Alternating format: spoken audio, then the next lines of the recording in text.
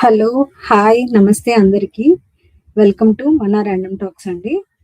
ముందుగా అందరికీ శ్రీరామనవమి శుభాకాంక్షలండి. హ్యాపీ శ్రీరామనవమి. చిన్న చిన్న సెట్టింగ్స్ చేయడం వల్ల కొంచెం డిలే అయిందండి. అందుకనే ఆగాను. బ్యానర్ అన్నీ మార్చుకొని అందుకే రావడానికి కొంచెం టైం పట్టింది. ఏమనుకోకండి. అండ్ ఐ హోప్ సో అందరూ ఈ పాటికే పూజలు అండ్ కళ్యాణం రాముల వారిది వీక్షించడానికి వెళ్ళొచ్చి ఉంటారు అనుకుంటున్నాను. బాగా జరిగింది పండుగ అనుకుంటున్నాను. మేమైతే త్వరగానే జరిగిందండి ఈసారి పండుగ. ఎప్పుడు అయితే కొంచెం డిలే చేసేదాన్ని. ఎందుకంటే టైం ఉండేది.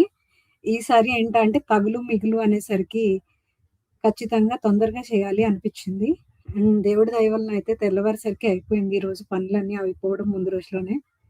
పండగ కూడా చాలా సంతోషంగా జరిగిందండి. కాకపోతే మేము టెంపుల్‌కి వెళ్ళడం కుదరలేదండి. ఎందుకంటే ప్రెజెంట్ ఈ రైన్స్ వల్ల చాలా వరకు బ్లాక్ అయ్యి ఉన్నాయి. ఎక్కడ ఎలా ఉందో సిట్యుయేషన్ తెలీదు. ఇలాంటి టైంలో బయటకి వెళ్లి స్ట్రక్ అవ్వడం కరెక్ట్ కాదు అని చెప్పి మేము టెంపుల్‌కి వెళ్ళలేదన్నమాట. ఇంట్లోనే సెలబ్రేట్ చేసుకున్నాము. అండ్ సామూహికంగా కూడా చేసేది కొన్ని దగ్గర ఇప్పుడు జరిగేది. బట్ ఈసారైతే నా వరకు అయితే నాకు తెలిసినంత వరకైతే జరగలేదు అన్నారు. అందుకనే నేను ఎక్కడికి వెళ్ళలేదండి. చాలా వరకు ఇంట్లోనే సెలబ్రేట్ చేసుకొని, ఫ్యామిలీతో కొంత టైమ్ స్పెండ్ జేసి, ఇప్పుడు నా యూట్యూబ్ ఫ్యామిలీతో కూడా సెలబ్రేట్ చేసుకుందాము, విష్ చేద్దాము అందరికి అని వచ్చాను. మళ్ళీ చెప్తున్నానండి, మన ఛానల్ తరపున మీ అందరికీ కూడా శ్రీరామనవమి శుభాకాంక్షలండి. మీకు మరియు మీ కుటుంబ సభ్యులకు శ్రీ సీతారామచంద్ర స్వామి వారి ఆశీస్సులతో ఆనందం, ఐశ్వర్యం, ఆయురారోగ్యాలు కలగాలని కోరుకుంటూ, నేను మీ అందరికీ మళ్ళీ చెప్తున్నాను శ్రీరామనవమి శుభాకాంక్షలండి.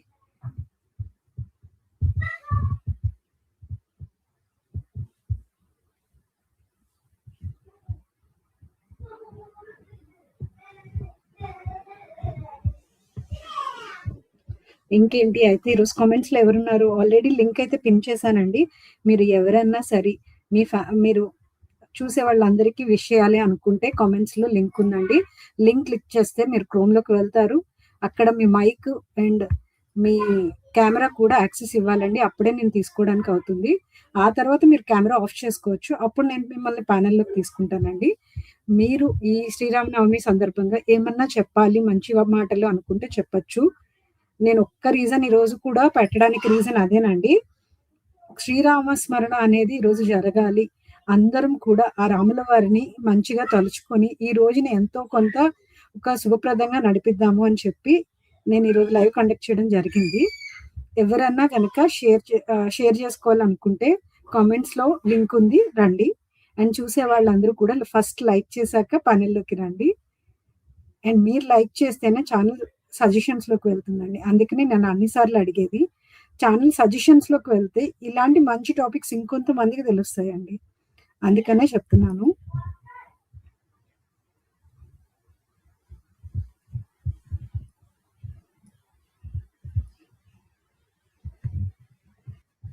హాయ్ పద్మ గారు.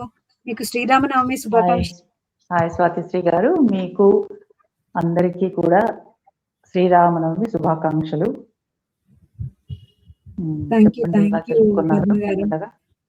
ఇక్కడ కళ్యాణం జరిగింది, వెళ్ళొచ్చానండి. చాలా బాగా జరిగింది. మా ఇంటి దగ్గరే హరిహర క్షేత్రంలో కళ్యాణము జరిగిన తర్వాత ఇంకా కంపల్సరీ ప్రసాదం అంటే భోజనం చేయాలన్నమాట. అందరూ అక్కడే తినాలి గుళ్ళో. చాలా బాగా చేస్తారు ఇక్కడ. నాకు చాలా ఇష్టం అండి. శ్రీరాముడు శాంత స్వరూపము, పురుషోత్తముడు అంటారు కదా.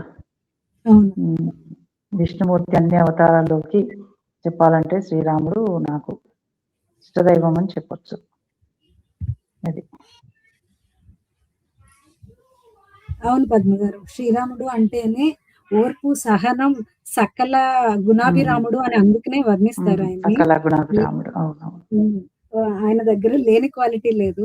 నిజంగా అందులో రామాయణంలో ఉన్న ప్రతి అంకం కూడా మనకి ఏదో ఒకటి నేర్పిస్తూనే ఉంటుందండి. యూస్ఫుల్.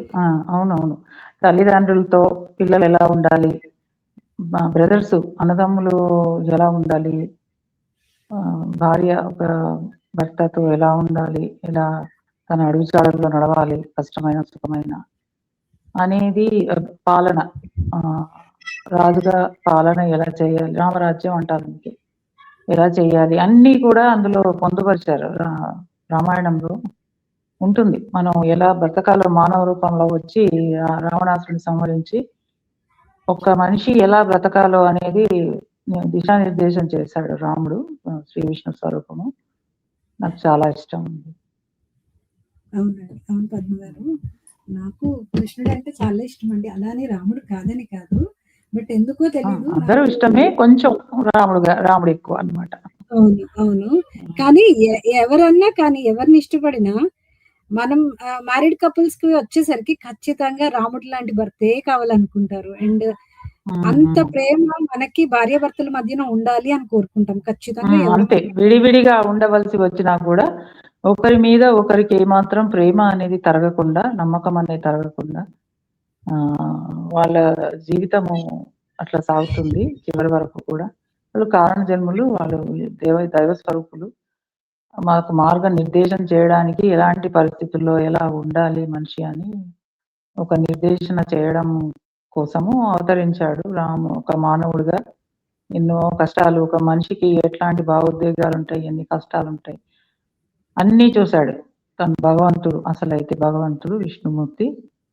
కానీ మనుషుల కోసం లోక కళ్యాణం అంటారు కదా. యదా యదా హి ధర్మస్య గ్లానిర్భవతి భారతః అభ్యుత్థానం అధర్మస్య తదాత్మానం సృజామ్యహం పరిత్రాణాయ సాధూనాం వినాశాయ చ దుష్కృతాం ధర్మ సంస్థాపనార్థాయ సంభవామి యుగే యుగే. ధర్మ సంస్థాపన కోసం నేను మళ్ళీ మళ్ళీ జన్మిస్తానని చెప్పాడు. దశ అవతారాల తర్వాత లాస్ట్కి ఏంది కల్కి అవతారము. సో అది బాగుంటాయి అవన్నీ వింటుంటే స్టోరీస్. చాలా బాగా చెప్పారు పద్మ గారు. యాక్చువల్‌గా చాలా అంటే స్పష్టంగా పలికారు ప్రతిదీ కూడా. మీకు బాగా కొంచెం అలవాటే, బట్ కొంచెం ఒక్కోసారి నోరు తిరగదులే.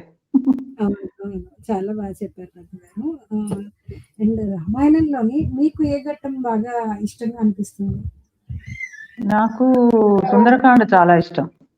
హ్మ్. సుందరకాండ అండ్ పట్టాభిషేకము అది కూడా చాలా ఇష్టం. సుందరకాండ ఆంజనేయ స్వామి సీతను వెతకడానికి వెళ్ళి కనిపెట్టి ఇవన్నీ చేస్తాడు కదా, అది నాకు చాలా నచ్చుతుంది. చదివినప్పుడల్లా ఫస్ట్ సుందరకాండ చదివి తర్వాత బాలకాండ నుంచి మళ్ళీ చదువుతాను. ఫస్ట్ అది చదవాలి అంటారు. అదే అతి సుందరంగా అనిపిస్తుంది చదువుతుంటేనే సంతోషంగా. అవును. బాలకాండ నుంచి మొదలవుతుంది. చివరికి ఉత్తరకాండతో పూర్తవుతుంది కదండీ! స్టార్టింగ్. హాయ్ పద్మ ధన గారు. గారు హాయ్ హాయ్ హాయ్. మళ్ళీ శుభాకాంక్షలు. మీకు కూడా శుభాకాంక్షలు అండి. మీకు కూడా శ్రీరామనవమి శుభాకాంక్షలు ధన గారు. Thank you. ఈ రోజు ఇంత బిజీ టైంలో కూడా మీ ఇద్దరు వచ్చి ప్యానెల్ లోనే జాయిన్ అయినందుకు. అండ్ చెప్పండి పద్మ గారు, కంటిన్యూ చేయండి మీరు. నేను ఒక సాంగ్ పాడదాం అనుకుంటున్నాను. ధన గారు మాట్లాడిన తర్వాత పాడతాను. ఓకే. ఓకే. హాయ్ వికాస్ అన్న, రండి ప్యానెల్ కి జాయిన్ అవ్వండి. జై శ్రీరామ్. మీకు కూడా హ్యాపీ శ్రీరామ్. జై శ్రీరామ్. గుడిలో ఇప్పటి వరకు మాల్ మ్రోగిపోయింది. కళ్యాణంకి వెళ్ళాము, అక్కడ కూడా చాలా పూజారి గారు చాలా బాగా చేశారు. జై శ్రీరామ్. ధన గారు అయితే చెప్పండి, మీరు చెప్పండి. సాంగ్ పాడమంటారా? వచ్చింది 2 ముక్కలు. పాడండి. మీరు అయిన తర్వాత నేను పాడతాను. రఘుకుల తిలక రావా, అయోధ్య రామ రావా, రఘుకుల తిలక రావా, నిన్నెత్తి ముద్దాడుత రావా, కోసల రామ రావా, నువ్వు కౌసల్య తనయా రావా, రఘుకుల తిలక రామ, ఓ అయోధ్య పుత్ర రామ. అంతే, నాకు మళ్ళీ ఏమో గుర్తు రావడం. నేను పాడాలా? వేరేది అనుకున్నాను, ఇది పాడి తర్వాత వేరే పాడతాను. గుర్తు చేశారు నాకు, ఇది అంత ఐడియా లేదు, బట్ వచ్చు. నా వాయిస్ వస్తుంది పద్మ బాగుంటుంది గారు. సాంగ్, కానీ నాకు ఏంటో రావడం లేదు. ఉమ్. భలే ఎనర్జెటిక్ గా బాగుంటుంది.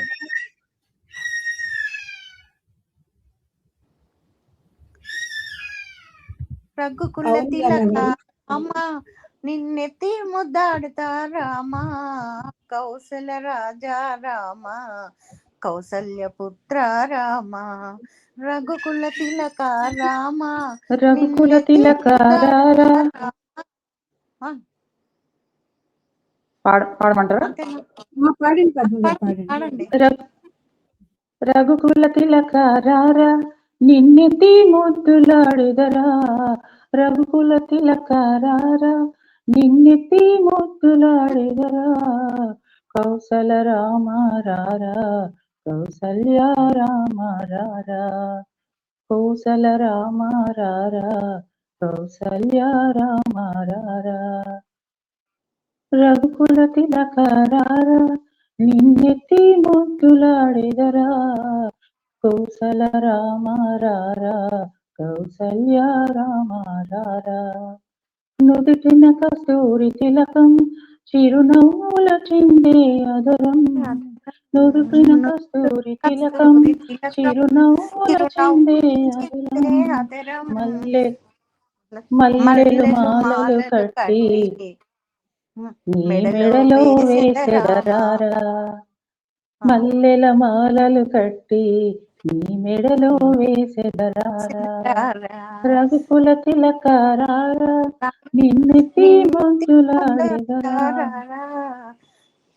కౌసల రామ రారా కౌసల్య రామ రారా, వెండి గిన్నెలో పాలు అవి నీదై ఉంచితిరారా, వెండి గిన్నెలో పాలు అవి నీకై ఉంచితిరారా, అల్లరి చేయగమాని నువ్వు ఆరగించగరారా, అల్లరి చేయగమాని నువ్వు ఆరగించగరారా, రఘుకుల తిలక రారా నిన్నెత్తి ముద్దులాడెదరా, కౌసల రామ రారా కౌసల్య రామ రారా, బుగ్గన చుక్క పెట్టి నీ కనులకు కాటుక పెట్టి, బుగ్గన చుక్క పెట్టి నీ కనులకు కాటుక పెట్టి, మనసును మాలను చేసి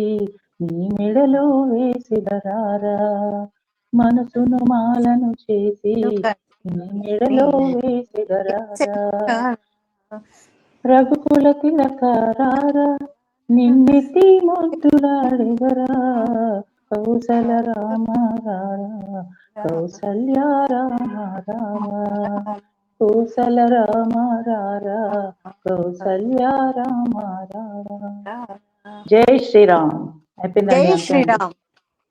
సూపర్ ఉందండి, భలే ఎనర్జెటిక్ గా బాగుంటుంది సాంగ్. ఇది నాకు భలే ఇష్టం, కానీ నాకు పూర్తి రాదు. అవును, బాగుంటది. నాకు కూడా ఇష్టం, నాకు కూడా ఇష్టం ఇది సాంగ్. నాకు కూడా భలే ఇష్టం, భలే ఎనర్జెటిక్ రాముడి పాటలన్నీ చాలా బాగుంటాయి. అందుకే కదా శ్రీరామ్ అని ఈ నామం ఎంతో రుచిరా అని పాట కూడా తీయగా ఉంటుంది అనేది. అవును, ఉంది. శ్రీరామ నీ నామం ఎంతో రుచిరా, ఎంతో రుచి ఎంతో రుచి ఎంతో రుచిరా, శ్రీరామ నీ నామం ఎంతో రుచిరా, ఎంతో రుచి ఎంతో రుచి ఎంతో రుచిరా. జై శ్రీరామ్. బాగా పాడారండి. మీరే నన్ను మనం మీరు ఎంత కాదు కాదు లేదా నేనేదో అదే సింగర్ కాదేం కాదండి, ఏదో పాడుతుంటానండి. మనం అన్ని మర్చిపోయి పాడేస్తూనే ఉన్నాం. అసలు ఎవరు ఉన్నారు లేదు, ఎవరు వింటున్నారో లేదు, ఏం అవసరం లేదు. రాముడి పేరు ఎత్తుతానే అసలు ఎందు లోకమే మర్చిపోయినట్టుంది కదా. అవునవును. అట్లా వచ్చేస్తుంది. స్వాతి గారు, స్వాతిశ్రీ గారు లేరా? ఉన్నాను పద్మ గారు. మీ ఇద్దరు మాట్లాడుతున్నారని మ్యూట్ లో ఉన్నాను నేను. చాలా బాగా పాడారు ఇద్దరు కూడాను. నేను కాదు కానీ పద్మ గారు బాగా ఫుల్ లిరిక్స్ బాగా పాడారు. ఇంకో సాంగ్ పాడొచ్చా? పాడండి. నా వాయిస్ క్లియర్ ఉందా అండి? వస్తుంది పద్మ గారు, క్లియర్ గానే వస్తుంది.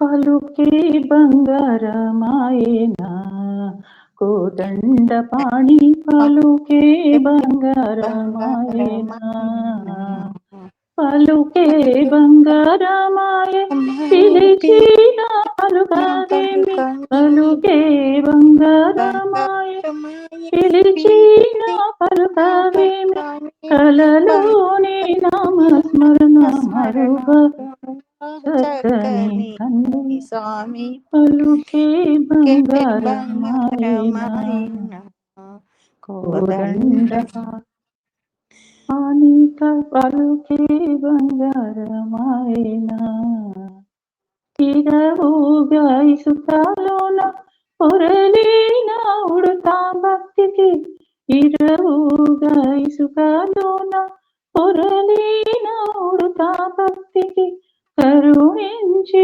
ప్రోచితివని నిరనమ్మితిని తండ్రి ఇరవుగా ఇసుకలోన పొరలిన ఉడతా భక్తికి కరుణించి బ్రోచితివని నిరనమ్మితిని తండ్రి పలుకే బంగారమాయన కోదండ పాడి పలుకే బంగారమాయన పలుకే బంగారమాయే పిలచిన పలుకవేమి పలుకే బంగారమాయే పిలచిన పలుకవేమి కలలోని నామస్మరణ పిలువ చక్కని స్వామి పలుకే బంగారమాయేనా. ఏమనుకోద్దండి పద్మ గారు, నాకు అనుకోకుండా అయ్యో నేనేమనుకో మీరు పాడినంతసేపు నేను గమనింటాను. మళ్ళీ నెక్స్ట్ ఇది పాడతాను.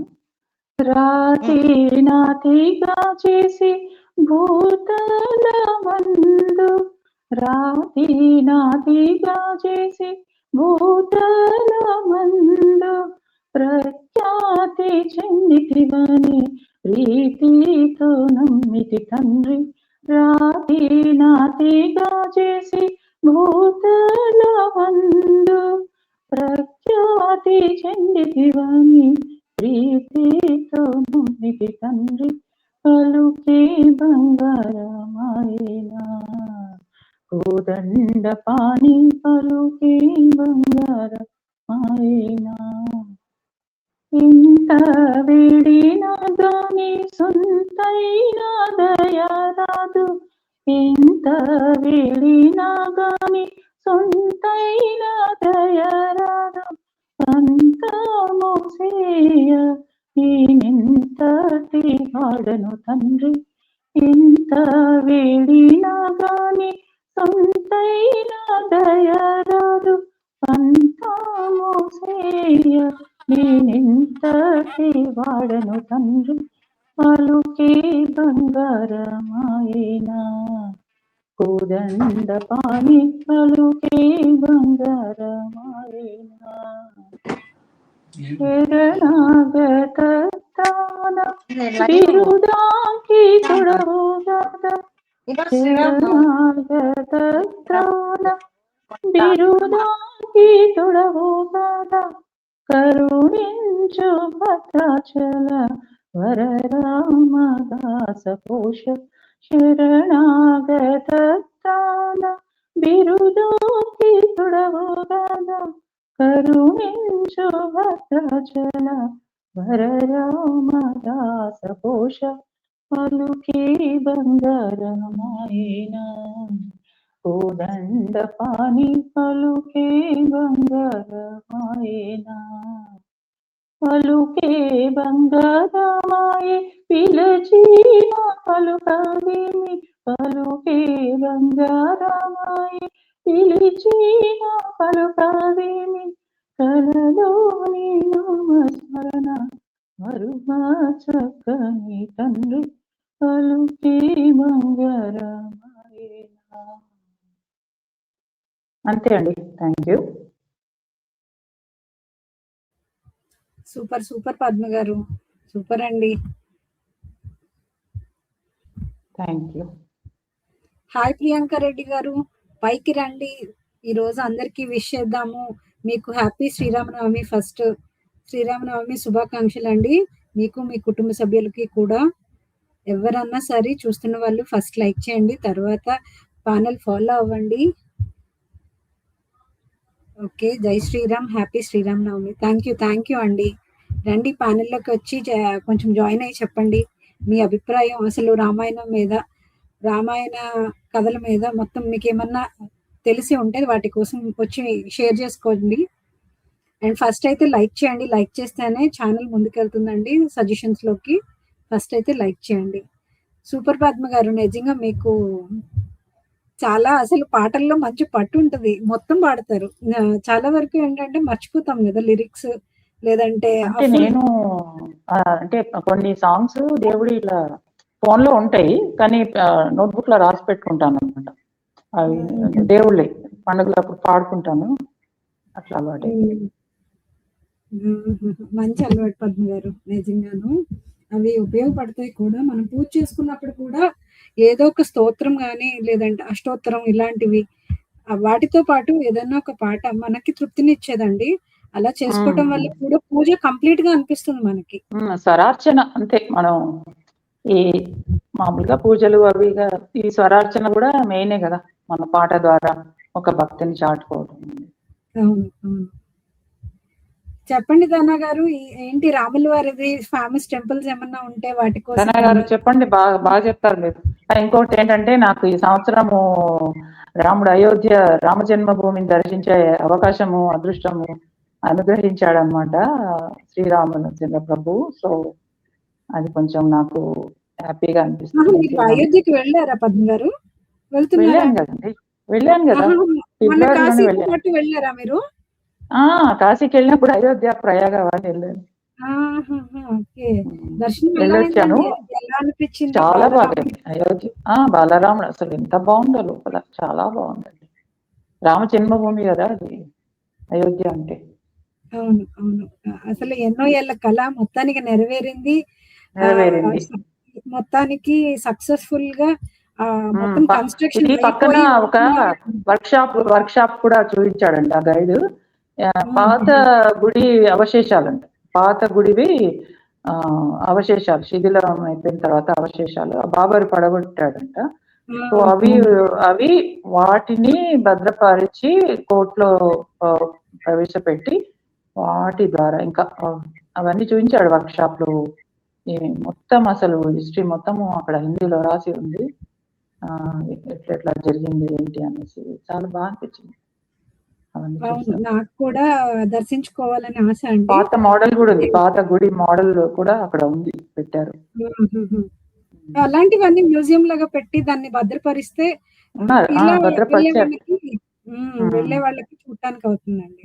ఎందుకంటే అందరికీ అది ఒక కళ, రామ మందిరం అనేది అక్కడ ఒక కళ. నిజంగా అది నెరవేరిన రోజు చాలా హ్యాపీగా ఫీల్ అయ్యారు.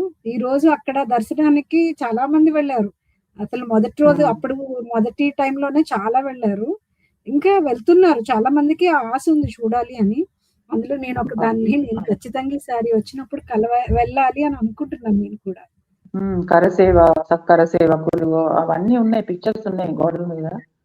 అవన్నీ చదివాము, అంటే గుర్తులేదు, అంటే గుర్తుంది కానీ అంత క్లారిటీగా చెప్పడం అంటే కొంచెం ఇబ్బంది. ధనా గారు అయితే బాగా చెప్తారు ఇట్లాంటివన్నీ. ధనా గారు, మీరు మ్యూట్ లో ఉండడం వల్ల మీ వాయిస్ రాక వెళ్ళిపోయినట్టున్నారు. ఒక్కసారి యాడ్ అవ్వండి ధనా గారు. మీరు అన్మ్యూట్ అవ్వలేదు, నేను ట్రై చేశాను. ఒక్కసారి యాడ్ అయ్యి మీరు చెప్పండి ధనా గారు. ఏ రాముల వారి కోసం అక్కడ ఏమైనా టెంపుల్స్ ప్రాముఖ్యత ఇలాంటివి ఏమైనా మీరు చెప్పారు అంటే ఎవరైనా వెళ్ళే ఇంట్రెస్ట్ ఉన్న వాళ్ళకి కూడా యూజ్ అవుతుంది. ఈ రోజు అందుకనే కంప్లీట్ గా ఓన్లీ దేవుడి మీద వెళ్దామని ఇంకేమీ పెట్టుకోలేదు కూడా. పద్మ గారు మీరు చెప్పండి, ధనా గారు యాడ్ అవుతారు. మేబీ కాల్ ఏమైనా వచ్చి కట్ అయ్యారేమో.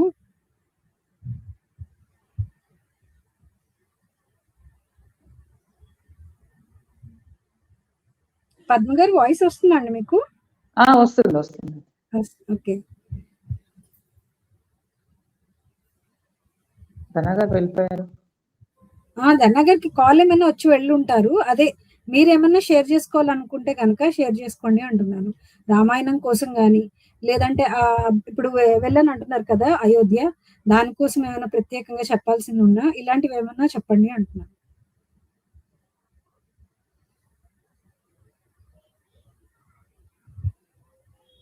అదే మీరు చెప్పారు కదా, ఇన్ని ఇయర్స్ తర్వాత సాధించుకోవడం అనేది గొప్ప విషయం అండి. అక్కడ అసలు కంప్లీట్ గా ఈ బాబర్ హయాంలో జరిగిన పాతది మొత్తం డిమాలిష్ చేసేసి పడగొట్టి ఆ తర్వాత ఎన్నో జరిగాయి. గుర్తులేవు నాకు, అన్ని చూశాను అక్కడ, కానీ పిక్చర్స్ లో ఉన్నాయి. అక్కడికి ఈవెన్ శంకుస్థాపనప్పుడు కూడా అన్ని నదుల నుంచి అన్ని నదుల నుంచి పవిత్ర జలం ప్రతి ఊరు ఇటుకని తీసుకోవడం గాని, తర్వాత ప్రతి టెంపుల్ నుంచి ఇవి తీసుకువెళ్లారు, ప్రసాదాలు, ఇలా సంథింగ్ ప్రతి అన్ని దగ్గర నుంచి ఓవరాల్ గా ఇక్కడ అక్కడ అని కాదండి, హిందూ మతానికి సంబంధించిన అన్ని టెంపుల్స్ నుంచి, అలానే ప్రతి హిందూ దగ్గర నుంచి కూడా ఎవరో ప్రతి ఒక్కరు ఎంతో కొంత కాంట్రిబ్యూషన్ అనేది ఇచ్చారండి. ఆ టైంలో ఎప్పుడైతే జడ్జిమెంట్ ఫేవర్ గా వచ్చి శంకుస్థాపన జరిగిందో, నాకు గుర్తున్నట్టయితే ఆగస్ట్ 8 అని గుర్తుందండి, కరెక్టో కాదు నాకు గుర్తు, ఆగస్ట్ 5, 8 అని గుర్తు, శంకుస్థాపన రోజు. మేబీ తప్పైతే ఏమో జనవరిలో అయి ఉంటుంది, జనవరిలో అది ఇనాగ్రేషన్ పూజలు స్టార్ట్ చేసింది మాత్రం జనవరిలో. అందరు దీపాలు పెట్టండి ఇంట్లో, 5 దీపాలు వెలిగించండి అంటే మేము కూడా వెలిగించాము ఇక్కడ. అవును, బాగా ఇన్వాల్వ్మెంట్ పెట్టించారండి. అది ఎప్పుడైతే జడ్జ్మెంట్ ఫేవర్ గా వచ్చిందో అప్పటి నుంచి ప్రతి విషయంలో, అక్కడ జరుగుతున్న ప్రతి విషయంలో ప్రతి ఒక్కరిని ఇన్వాల్వ్ చేశారు. ఆ విషయం నాకు చాలా బాగా నచ్చింది. గుళ్ళ దగ్గర నుంచి పట్టుకెళ్ళడం దగ్గర నుంచి డొనేషన్స్ కావచ్చు, ప్రతి విషయంలో అందరినీ ఇన్వాల్వ్ చేశారు. నాకు ఆ ఒక విషయం చాలా బాగా నచ్చింది. అప్పుడు ఏమంటారు, శివరాత్రి ముందు ఎప్పుడో శివరాత్రికి దీపాలు పెట్టడం అనుకుంటా కదా పద్మ గారు? అదే దీపాలు సేమ్ అక్కడ అయోధ్య ఎప్పుడైతే ఉద్ఘాటన అదే ఇనాగ్రేషన్ చేశారో అదే రోజు అందరిని దీపాలు వెలిగించమని చెప్పారు. జనవరిలోనే, ఫిబ్రవరిలో శివరాత్రి వస్తుంది, జనవరిలో ఇది జరిగింది. ఏదో డేట్ సరిగ్గా గుర్తులేదు. ఓకే, అదే నాకు ఫిబ్రవరి ఉన్నట్టుగా గుర్తుంది కానీ జనవరి అయితే ఓకే. ఓకే, కానీ చాలా గ్రేట్ అండి ఆయన. ఎవరైతే ఆ పర్సన్ చెప్పులు కూడా వేసుకోలేదంట ఈ జడ్జిమెంట్ అయిపోయే వరకు. ఆర్గ్యుమెంట్ కూర్చోమంటే కూర్చోలేదంట, చెప్పులు కూడా వేసుకోలేదంట. అంత నిబద్ధతతో అతను ఆర్గ్యూ చేయడం అనేది చాలా గ్రేట్. దానికి సాధించారు, సంతోషం. కానీ ఎంతో జరిగింది ఆల్రెడీ, డ్యామేజ్ మాత్రం అక్కడ అయోధ్యలో చాలా జరిగింది బాబర్ టైంలో. అవును, ఎవరు కరసేవక్క ఎవరు ఆ రోజు అక్కడికి వెళ్ళి ఫస్ట్ ఇద్దరు వెళ్ళారంట. వాళ్ళ పిక్చర్స్ కూడా నేను మర్చిపోయానండి, చూశాను అవన్నీ చదివాను. కానీ ఇద్దరు కరసేవకులు ఫస్ట్ స్టార్ట్ చేశారంట అక్కడ జెండాలు తీసుకుపోయి. ఇంకా అప్పటి నుంచి అన్ని రాష్ట్రాల నుంచి, మారుమూల ప్రాంతాల నుంచి కూడా కరసేవకులు వచ్చి అక్కడ చాలా అసలు లెక్క చేయకుండా, లైఫ్ ఏంటి లెక్క చేయకుండా వెళ్ళి మాకు ఆలయ నిర్మాణం కావాలి అనేసి చేశారు. చాలా చాలా చేశారండి. చాలా మంది కష్టం అనేది ఉంది దాంట్లో, చాలా మంది కష్టపడ్డారు, చాలా మంది కష్టం ఉంది దాని వెనకాల. అవును, విజయం అనేది చిన్నగా కనిపించచ్చు కానీ అక్కడ వెనక వాళ్ళ కష్టం అనేది ఎవరికి తెలియనదండి. ఎంతో మంది దానికోసం ఎన్నో ప్రయత్నాలు చేశారు, ఎంతో కష్టపడ్డారు, ఎన్నో ఏళ్ళగా దాన్ని నిరీక్షించారు, చాలా అది సాధించారు అంటే వాళ్ళందరి పుణ్యమే. నిజంగా ఈరోజు సందర్శిస్తున్న అందరికీ అదృష్టం కలిగిందంటే నిజంగా వాళ్ళందరి పుణ్యం అండి. వాళ్ళందరికీ ఎప్పటికీ వాళ్ళ కుటుంబాలకి దేవుడు ఇలాంటి శక్తిని ఎప్పుడూ ఇస్తా ఉండాలి. గ్రేట్ అండి, అది మటుకు వాళ్ళకి సాల్యూట్ నిజంగా. దానా గారు చెప్పండి, ఏమన్నా చెప్పండి, రాముల వారి టెంపుల్స్ కోసం గానీ, ప్రాముఖ్యత కోసం గానీ ఏమన్నా, లేదంటే బాగా చెప్తారు ఎక్స్ప్లెనేషన్. దానా గారు బాగా చెప్తారు, మీరు స్వాతి గారు మీరు కూడా బాగా చెప్తారు. నేను అందుకే చెప్తున్నాను, దానా గారు వికీపీడియా అని పేరు పెట్టాను నేనే. ఇద్దరు బాగా చెప్తారు. నాకు అంత చెప్పడం కుదరదు ఎందుకో. ఉంటుంది అన్ని చూశాను, అన్ని తెలుసు, కానీ అంత ఎక్స్ప్రెస్ చేయడము అయ్యో పద్మి గారు అంతగా మీరు చాలా బాగా చెప్తారండి. అంటే మీరు పాటల్లో వదిలిపెట్టేస్తారు. చెప్పండి దానయ్య. బాగా పాడతారు. అవును. నాకన్నా అసలు ఏదో 2 ముక్కలు పాడతా కానీ పూర్తిగా పాడలేను నేను. అదేలేండి, ఒక్కొక్కళ్ళకి ఒక్కొక్కటి వస్తాయి. ఇంకా అన్ని అందరికి రావు కదా, అంతే. మీరు అన్నిటి గురించి బాగా చెప్తారు, ప్రతి ఒక్క టాపిక్ గురించి. స్వాతిశ్రీ కానీ మీరు కానీ ఇది ఉంది మీకు, ఏమంటారు దాన్ని, టాకింగ్ పవర్, బాగా మాట్లాడతారు. చెప్పండి దన్నయ్య గారు, ఏమైనా టెంపుల్స్ కోసం చెప్తారా? ఏం ఫస్ట్ ఇంకా మన అయోధ్యనే కదా, అయోధ్య రాముడు. అవును. కొన్ని కొన్ని కోట్ల మంది కళ కదా. అవును. అవును. బాబర్ కూల్చివేసి అక్కడ మసీద్ కట్టారు. తిరిగి రామ మందిరం కట్టడానికి వెనకాల ఎంతో మంది శ్రమ ఉంది, ప్రాణత్యాగం ఉంది, పోరాటం ఉంది. కరసేవకులు అయితేనేమి, వాళ్ళని కూడా ట్రైన్ లో వచ్చేటప్పుడు కరసేవకులు ట్రైన్ కూడా కాల్చేస్తున్నారు కదా. అదంతా చాలా అవును, చాలా మంది. అవును, చాలా మంది ట్రైన్ కాల్చేస్తారు. అవును, పోతున్నప్పుడు. ఈ టైంలో మనం చెప్పుకోవాల్సిన వ్యక్తి కూడా ఒకరు ఉన్నారండి, నాకు ఇష్టమైన వ్యక్తి, అద్వానీ గారు. ఆయన రామ మందిరం కోసం రథయాత్ర, ఇండియా మొత్తం, భారతదేశం అంతా రథయాత్ర చేసి చాలా చాలా వెనకాల చాలా పోరాటం చేశారండి ఆయనను. అద్వానీ గారు భారతదేశం అంతా రథయాత్ర చేసి మనం అయోధ్య నిర్మించుకోవాలని. ఈ రోజు ఇంత ఇది ఉందంటే ఎక్కల వాజ్పేయి గారు, అద్వానీ గారు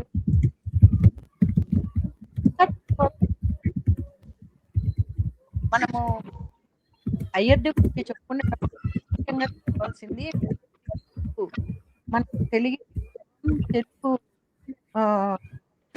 తెలుగు వ్యక్తిగా ప్రఖ్యాతిగాంచి ఇప్పుడున్న మనం ఇంత మంచిగా ఆర్థికంగా బలంగా ఉండడానికైనా కారణము, అయోధ్య రావడానికి కారణము మన తెలుగువారు పివి నరసింహారావు గారు. బహుకళ విదూషకుడు, బహుభాషా విదూషకుడు పివి నరసింహారావు గారు. బహుముఖ ప్రజ్ఞాశాలి, బహుభాషా కోవిదుడు. ఎన్నో లాంగ్వేజ్ వచ్చంట ఆయనకి, 18 లాంగ్వేజెస్ వచ్చంట. భాషా కోవిదుడు ఆయన. ఆయన 4 భాషలు మాట్లాడగలడు, రాయగలడు కూడా అంట. 14 18 ఎన్నో భాషలు వచ్చంట.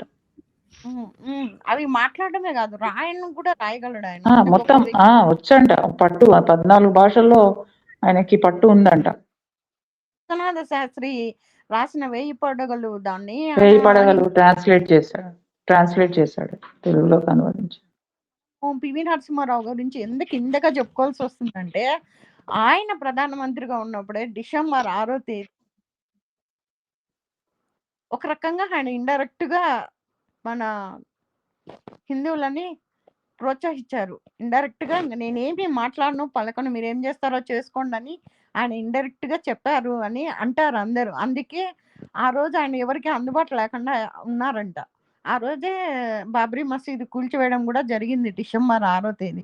అది కూల్చేసిన తర్వాత ఇంకా మళ్ళా తర్వాత కోర్టులో వాదనలు, అవి కోర్టులో కేసులు వేయడం చెయ్యడం జరిగి మొన్న తీర్పు వచ్చి మనకు ఫేవర్ గా రావడము, వాళ్ళకు కూడా ఆ స్థలము, ఎకరాల స్థలంలో మసీదుకి కేటాయించడం, మనకు కేటాయించడం అంతా జరిగి అయోధ్య ఆలయం నిర్మించడము. ఈరోజు కోట్లాది మంది ప్రజల కళ నెరవేరి మన బాలరాముని దర్శించుకుంటున్నాము. అంత మంచి విగ్రహాన్ని అంత అద్భుతంగా చెక్కింది అరుణ్ యోగిరాజ్ అని, మైసూర్ వాళ్ళది. చాలా ఆయన ఎంతో తపస్సు చేస్తే గాని మామూలు విగ్రహాలు చెక్కడం వేరు, కానీ బాలరాముణ్ణి ఒక పసిబాలుని రూపాన్ని ప్రతిబంధిస్తూ ఒక శిల్పం చెక్కడం అంటే అది సామాన్యమైన విషయం. అప్పుడు చాలా విమర్శలు వచ్చాయి, అక్కడ సీతారాముల్ని పెట్టాలి, అంతేగాని బాలరాముడిని ఎందుకు పెట్టారు, ఇదంతా మొత్తం ఎలక్షన్స్ టైంలో ఇంకా కంప్లీట్ కాకముందే ప్రతిష్ఠించారు, అంతా ఎలక్షన్ స్టంట్ అని చెప్పి చాలా విమర్శలు కూడా వచ్చాయి అప్పట్లో. మళ్ళా రామ పరివారం అని మళ్ళా రామ సీత లక్ష్మణ అందరినీ ఆంజనేయ స్వామి సహితంగా మళ్ళా రామ పరివారం అని మళ్ళా ప్రతిష్ఠించినారు కదా పక్కన. చేశారు, అలా చేశారు. అట్లా ఈరోజు నిజంగా అంత మంచి విగ్రహాన్ని ఎంత తపస్సు మాదిరి చేసి చెక్కిన అరుణ్ యోగరాజ్కి కూడా మనము కృతజ్ఞతలు చెప్పుకోవాలి. మనము అందరి కృషి వల్ల అంత అద్భుతమైనటువంటి మన అయోధ్య రాముడు మనకు వచ్చాడు. అయోధ్యలో రామ్ మందిర్ తప్ప సిటీ అయితే కొంచెం డెవలప్మెంట్ లేనే లేదు అక్కడ. ఇప్పుడు అవుతుందంట బాగా. ఇప్పుడు అందరు వెళ్తున్నారు కదా అయోధ్య. కాశీకి వెళ్ళిన వాళ్ళందరూ అయోధ్య వెళ్తున్నారు, అయోధ్యకి వెళ్ళిన వాళ్ళు కాశీ వెళ్తున్నారు. అట్లా ఇప్పుడు అక్కడ ఎయిర్పోర్ట్ కూడా వచ్చింది. ఇప్పుడు ఇంకా మంచిగా డెవలప్ అవుతుందంట. వేరే సిటీ, రెస్ట్ ఆఫ్ సిటీ, గుడి కాకుండా సరౌండింగ్స్ కాకుండా సిటీ ఉంటది కదా మామూలుగా, అక్కడైతే ఏమీ డెవలప్మెంట్ లేదు. పాత పాత ఇల్లు, కొంచెం డెవలప్మెంట్ అసలే లేదు. అది మన గుడి రాబట్టి అంత మటుకు. ఇంకా రాకముందు ఇంకెట్లుండేదో.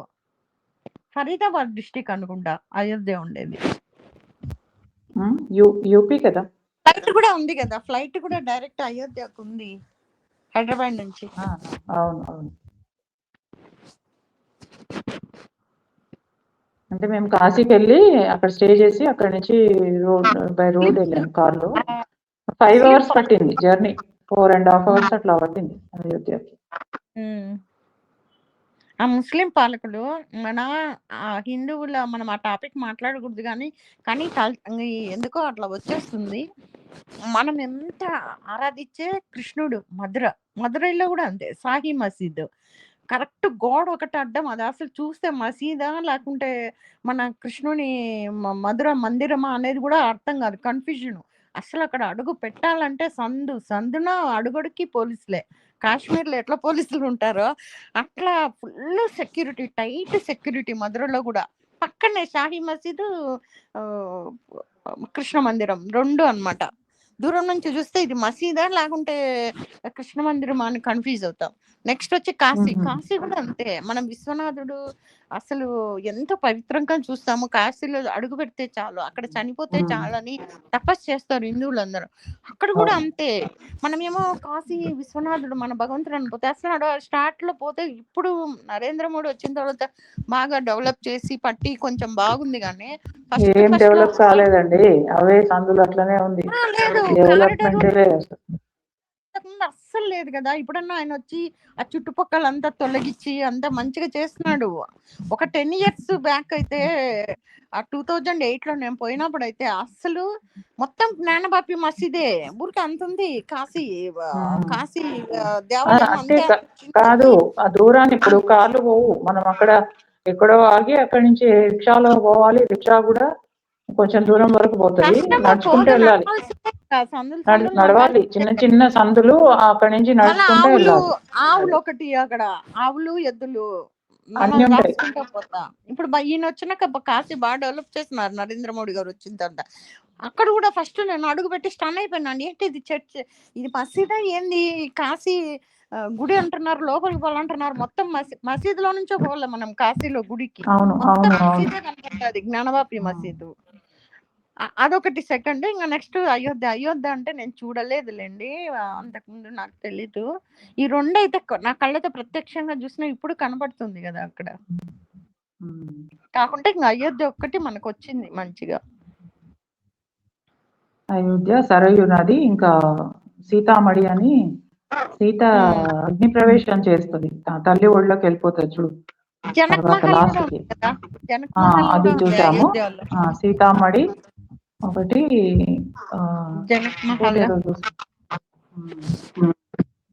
ఉన్నాయి కొన్ని అన్ని అయోధ్యలో. దశరథుని అవన్నీ ఉన్నాయి. సీతా కిచెన్ అంట, సీతా రసోయి అని అది కూడా చూపించారు. ఆ ప్లేస్ లో వంట చేసేది అన్ని ఉన్నాయని చూపించారు. నేను చూసాను. వెళ్ళాలి, ఎప్పుడు రప్పించుకుంటాడో రాముడు. ఇక్కడే ప్రయాగ్రాజ్ లో ఇదేమో త్రివేణి సంగమం ఉంటుంది కదా, సరస్వతి గంగా యమున. అక్కడేమో పడుకొని ఉన్న ఆంజనేయ స్వామి ఆ, అదొకటి ఉంది. ఇవన్నీ బాగున్నాయి. మళ్ళీ ఇంకా ఆలోపి ఇక్కడే శంకరీదేవి, రాజులో ఆలోపి శంకరీదేవి కదా ఆమె మాధవేశ్వరి. శక్తిపీఠం అది. ఆలోపి ఉమ్, శంకరీదేవి శక్తిపీఠం అంట, అది కూడా అదే చూసాము.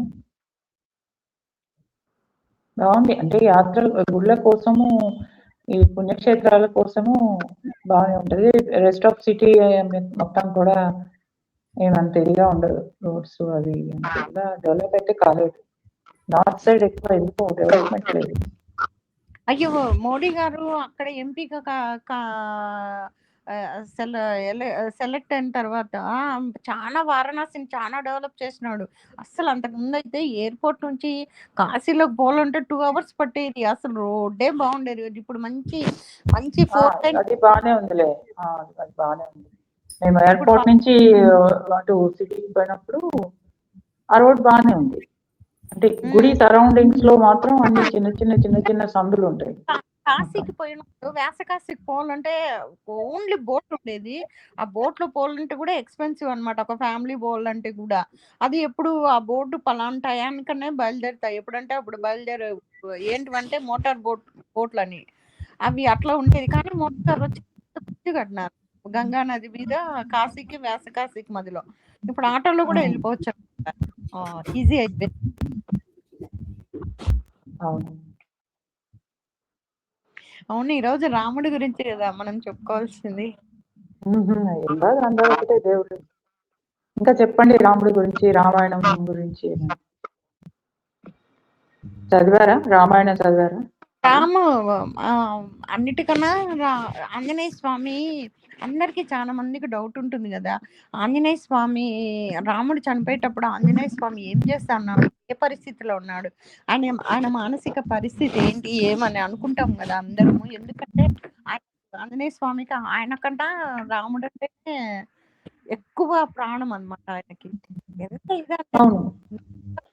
ఏమంటాడు? రోమ్ రోమ్ మే రామ్ రామ్ అంటాడు. ప్రతి అణువులో రాముడు ఉన్నాడు అని చెప్పేసి అంటాడు.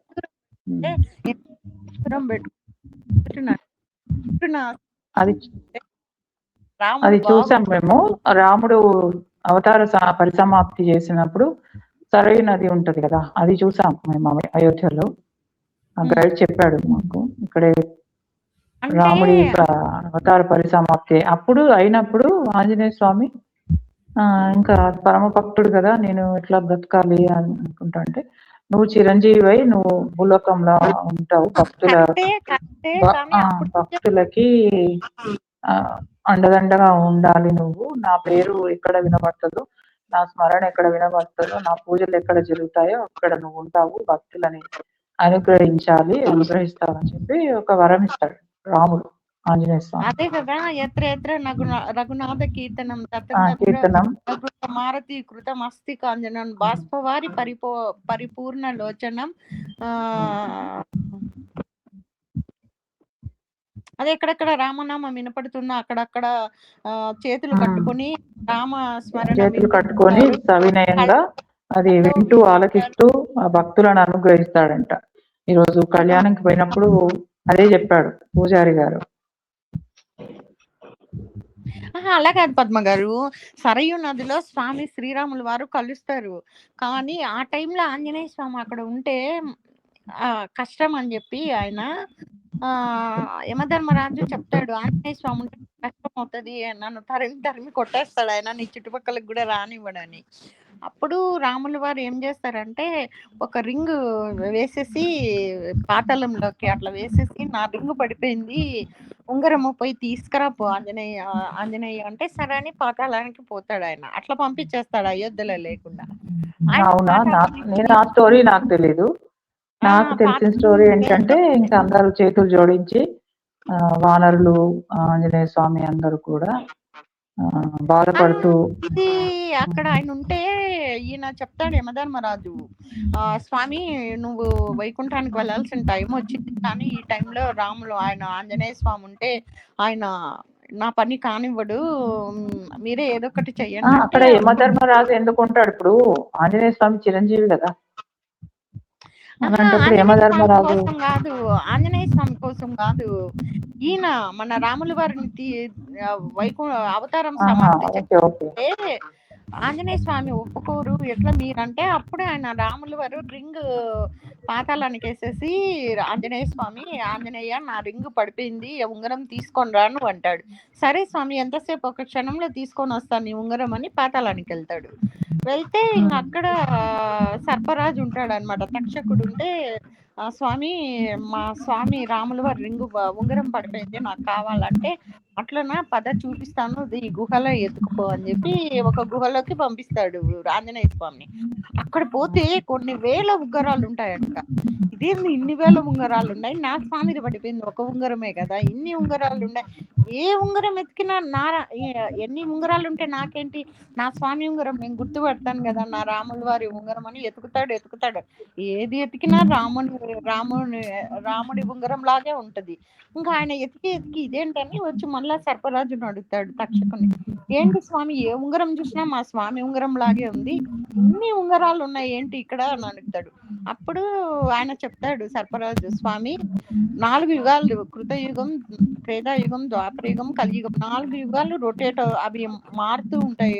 ఒకటి కలియుగం అంతా మొత్తని మళ్ళా కృతయుగం స్టార్ట్ అవుతుంది. ఇది ఒక కాలచక్రంలో ఇవి జరిగేది యుగాలు అని అంటారు. అంటే అన్ని ఉంగరాలు అంటే ఒక త్రేతాయుగానికి ఒక రాముడి ఉంగరం అది అక్కడ పడిపోతుంది. ఇక్కడ ఎప్పుడైతే ఉంగరం పడిపోతుందో అప్పుడు రాముడు అవతారం చాలిస్తాడు అని చెప్తాడు. చెప్తా అంటే ఇప్పుడు నన్ను ఇక్కడికి పంపించినాడు ఉంగరం కోసం అంటే అక్కడ రాముల వారి ఇదే అని అప్పుడు పోతే అప్పటికే ఇంకా సరయూ నదిలో ఆయన ఇదైపోతాడు. ఇంకా ఆయన ఓని బాధపడతా ఏడుస్తా అంటే ఆయన విష్ణువుగా వచ్చి, నువ్వు చిరంజీవిగా ఉంటావు, ఎక్కడెక్కడ నా రామనామం వినపడుతుందో భక్తుడిని కాపాడుతూ నువ్వు ఉంటావు వరమిస్తాడు. ఇంకోటి ఏంటంటే ధన గారు, ఇంకోటి నేను ఇక్కడ చదివాను, వానర సైన్యం కూడా నువ్వు లేకుంటే మేము బ్రతకలేము అనుకుంటూ మేము కూడా అందులో దూకేస్తాము, ప్రాణత్యాగం చేస్తాము అని అంటే, మీరు నెక్స్ట్ ద్వాపర యుగంలో గోపికల్లాగా మీకు ఉండే వరం ఇస్తాను, చుట్టూనే మీరు ఉంటారు 16,000 మంది గోపికల్లా మీరే అని చెప్పి వరం ఇస్తాడని చెప్పి ఇక్కడ స్టోరీలో మరి నేను నేనైతే స్టోరీ వినలేదు. లేదా?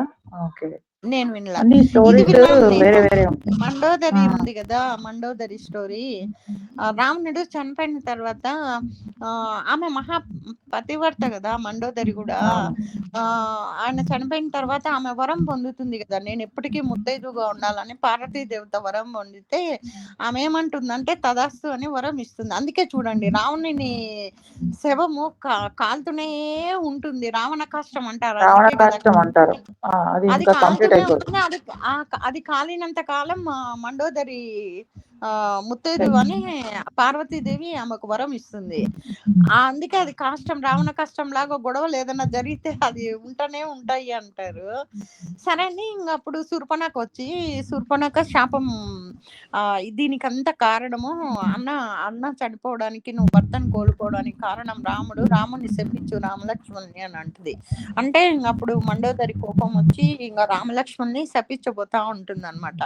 అప్పుడు త్రిజట వస్తుంది, వచ్చి అమ్మ రామలక్ష్మణులు కారణం కాదు, ఆంజనేయ స్వామి ఆయన వచ్చి లంకను కనిపెట్టి లంకను కాల్చి ఈ లంకకు వంతెన వేసి వాళ్ళని తొడకొచ్చి ఇక్కడికి యుద్ధం చేపించి అన్నం చంపించింది ఆంజనేయ స్వామి, ఏదన్నా నువ్వు చెప్పించాల్సి వస్తే ఆంజనేయ స్వామిని చెప్పించు అని చెప్పి చెప్తుంది. చెప్తే అప్పుడు మండోదరి రామలక్ష్మణుని శపించాలనుకున్నామా ఏం చేస్తుంది, ఆంజనేయ స్వామిని శపిస్తుంది. నాకు ఇష్టమైన నా ప్రాణసకుడైన నా భర్తను దూరం అయిపోయి నేను ఎంత బాధపడుతున్నానో నువ్వు నీకు ఇష్టమైన వాళ్ళని కోల్పోయి నువ్వు కూడా అంత బాధపడతావు అని ఆమె శాపం ఇస్తానే సరే అని చెప్పేసి ఇంకా ఆ రాక్షసి నవ్వుకుంటా పక్కకి వెళ్ళిపోతుంది. ఆమె ఎవరో కాదు, ఆంజనేయ స్వామి ఆ రాక్షస రూపంలో వచ్చి రామలక్ష్మణుని శపించబోతుంటే అది తప్పించి హనుమంతుని మీద వేసుకొని ఆయన శపించుకుంటాడు అనమాట. ఆయన అనుకుంటాడు, నా రాముడు చల్లగుంటే చాలు, నన్ను శపించినా పర్వాలేదు, నాకేమని చెప్పింది, నేను దూరం అవుతానని చెప్పింది, రామునికి దూరం అవుతాననింది కానీ రామనామానికి దూరం కాదు కదా అని ఇంకా అట్లా అంటే అప్పటి నుంచి రామనామం అనేది వాడుకలోకి వచ్చినప్పుడు కలియుగంలో కేవలము రామ నామము చేయటం వల్లనే అనుగ్రహం విష్ణు ప్రాప్తి సహస్రం లభిస్తుంది. ఒక్క రామ అని పిలిస్తే ఒక విష్ణు సహస్రం నామము చేసినంత ఒక రామ పుణ్యం కాదు, అన్నమాట.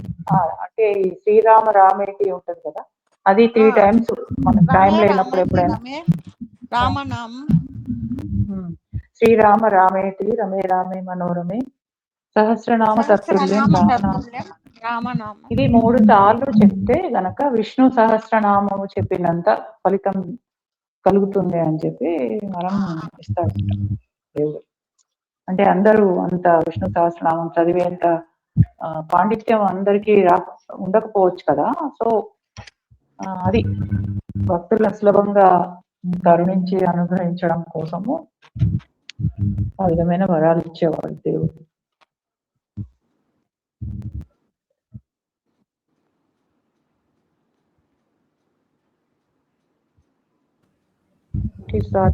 లేరు, ఎవరు లేరు, మన ఇద్దరమేనా?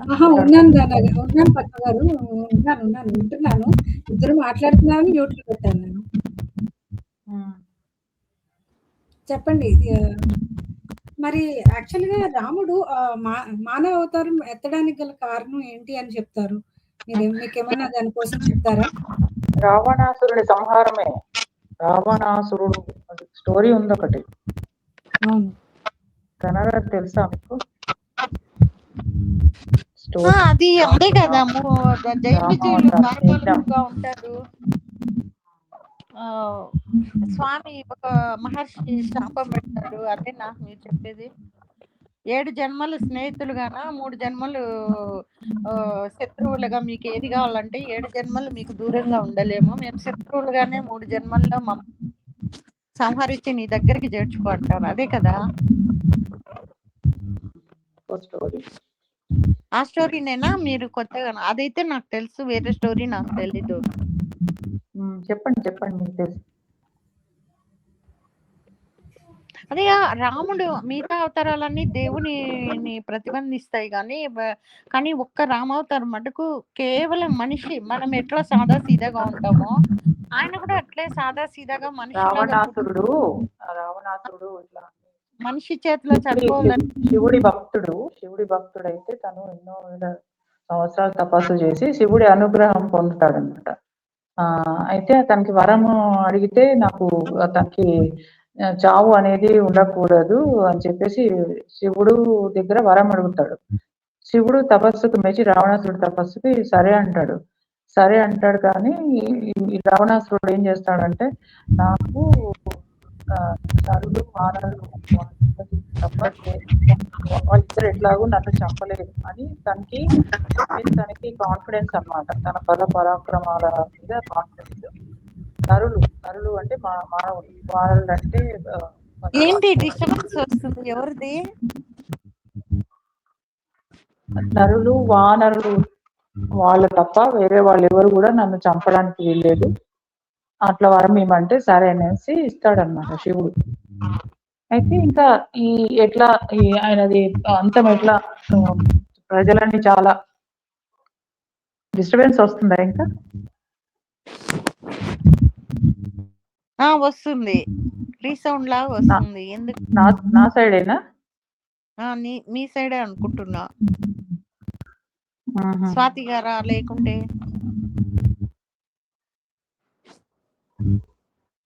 నాదే అంట, నా వాయిస్. నేను మ్యూట్ లో ఉన్నా, అందుకనే మీరు డిస్టర్బెన్స్ అనగానే డౌట్ వచ్చి నేను మ్యూట్ చేసి అయినా వస్తుంది అంటే పద్మ గారి దగ్గర మీ దగ్గర అవుతుంది. అవును లేదు, యాక్చువల్ గా రావణాసురుడు పరమ శివభక్తుడు అంటారు. మీరు చెప్పిన స్టోరీ యాక్చువల్ గా రామావతారానికి కారణమే అది. ఆయన చాలా మీరు అన్నట్టుగానే ఆయన యాగాలు చేసి మొత్తానికి వరం అనేది పొందుతాడు అన్నమాట. ఆ వరం వల్లనే, అవును, ఆ వరం వల్లనే లోకానికి చాలా కష్టము ఈ విధంగా ఉంటే అనేసి విష్ణుమూర్తి దగ్గరికి పోయి వీళ్ళు అందరూ మిగతా దేవతలందరూ మొరపెట్టుకుంటారనమాట.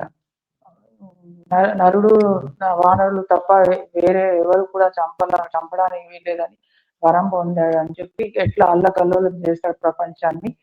అంటే తను వరాలు ఉన్నాయి, శివుడి ఇది ఉంది, కానీ ఒక దుర్మార్గపు లైఫ్ స్టైల్ కదా తనది. అంటే నాకేదో అచ్చ తెలుగులో చెప్పరాదు అది. సో అట్లా అట్లా ఉంటుంది కాబట్టి శివుడు ఏం చేస్తాడు, అదేంటి విష్ణుమూర్తి ఏం చేస్తాడు, తనే నరుడిగా వచ్చి నరుడు ఆనరుడు చంపొచ్చు, వేరే వాళ్ళు చంపడానికి వీల్లేదు, వేరే వాళ్ళ చేతిలో నేను చావను అనేసి ఇంకా వాడికి రావణాసుడికి తెలిసిపోతుంది కదా. సో విష్ణుమూర్తి సరే అయితే నేను నరరూపం దాల్చి వెళ్ళి మెయిన్ ఎయిమ్ రామావతారానికి గల మెయిన్ కారణం ఏంటంటే రావణాసురుడిని వధించడం ప్లస్ రామరాజ్యాన్ని నెలకొల్పే రీజన్ రామావతారం. అంటే బ్రీఫ్ గా నాకు తెలిసిన అది విషయం.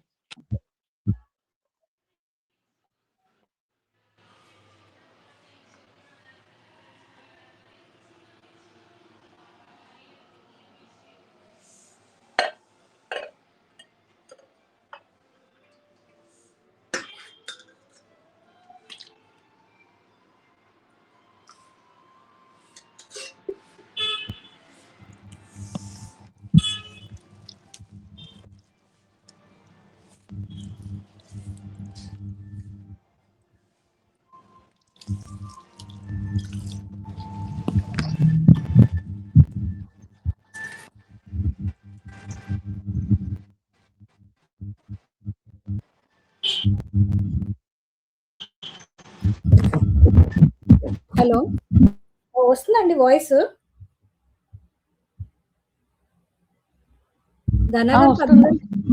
వస్తుంది.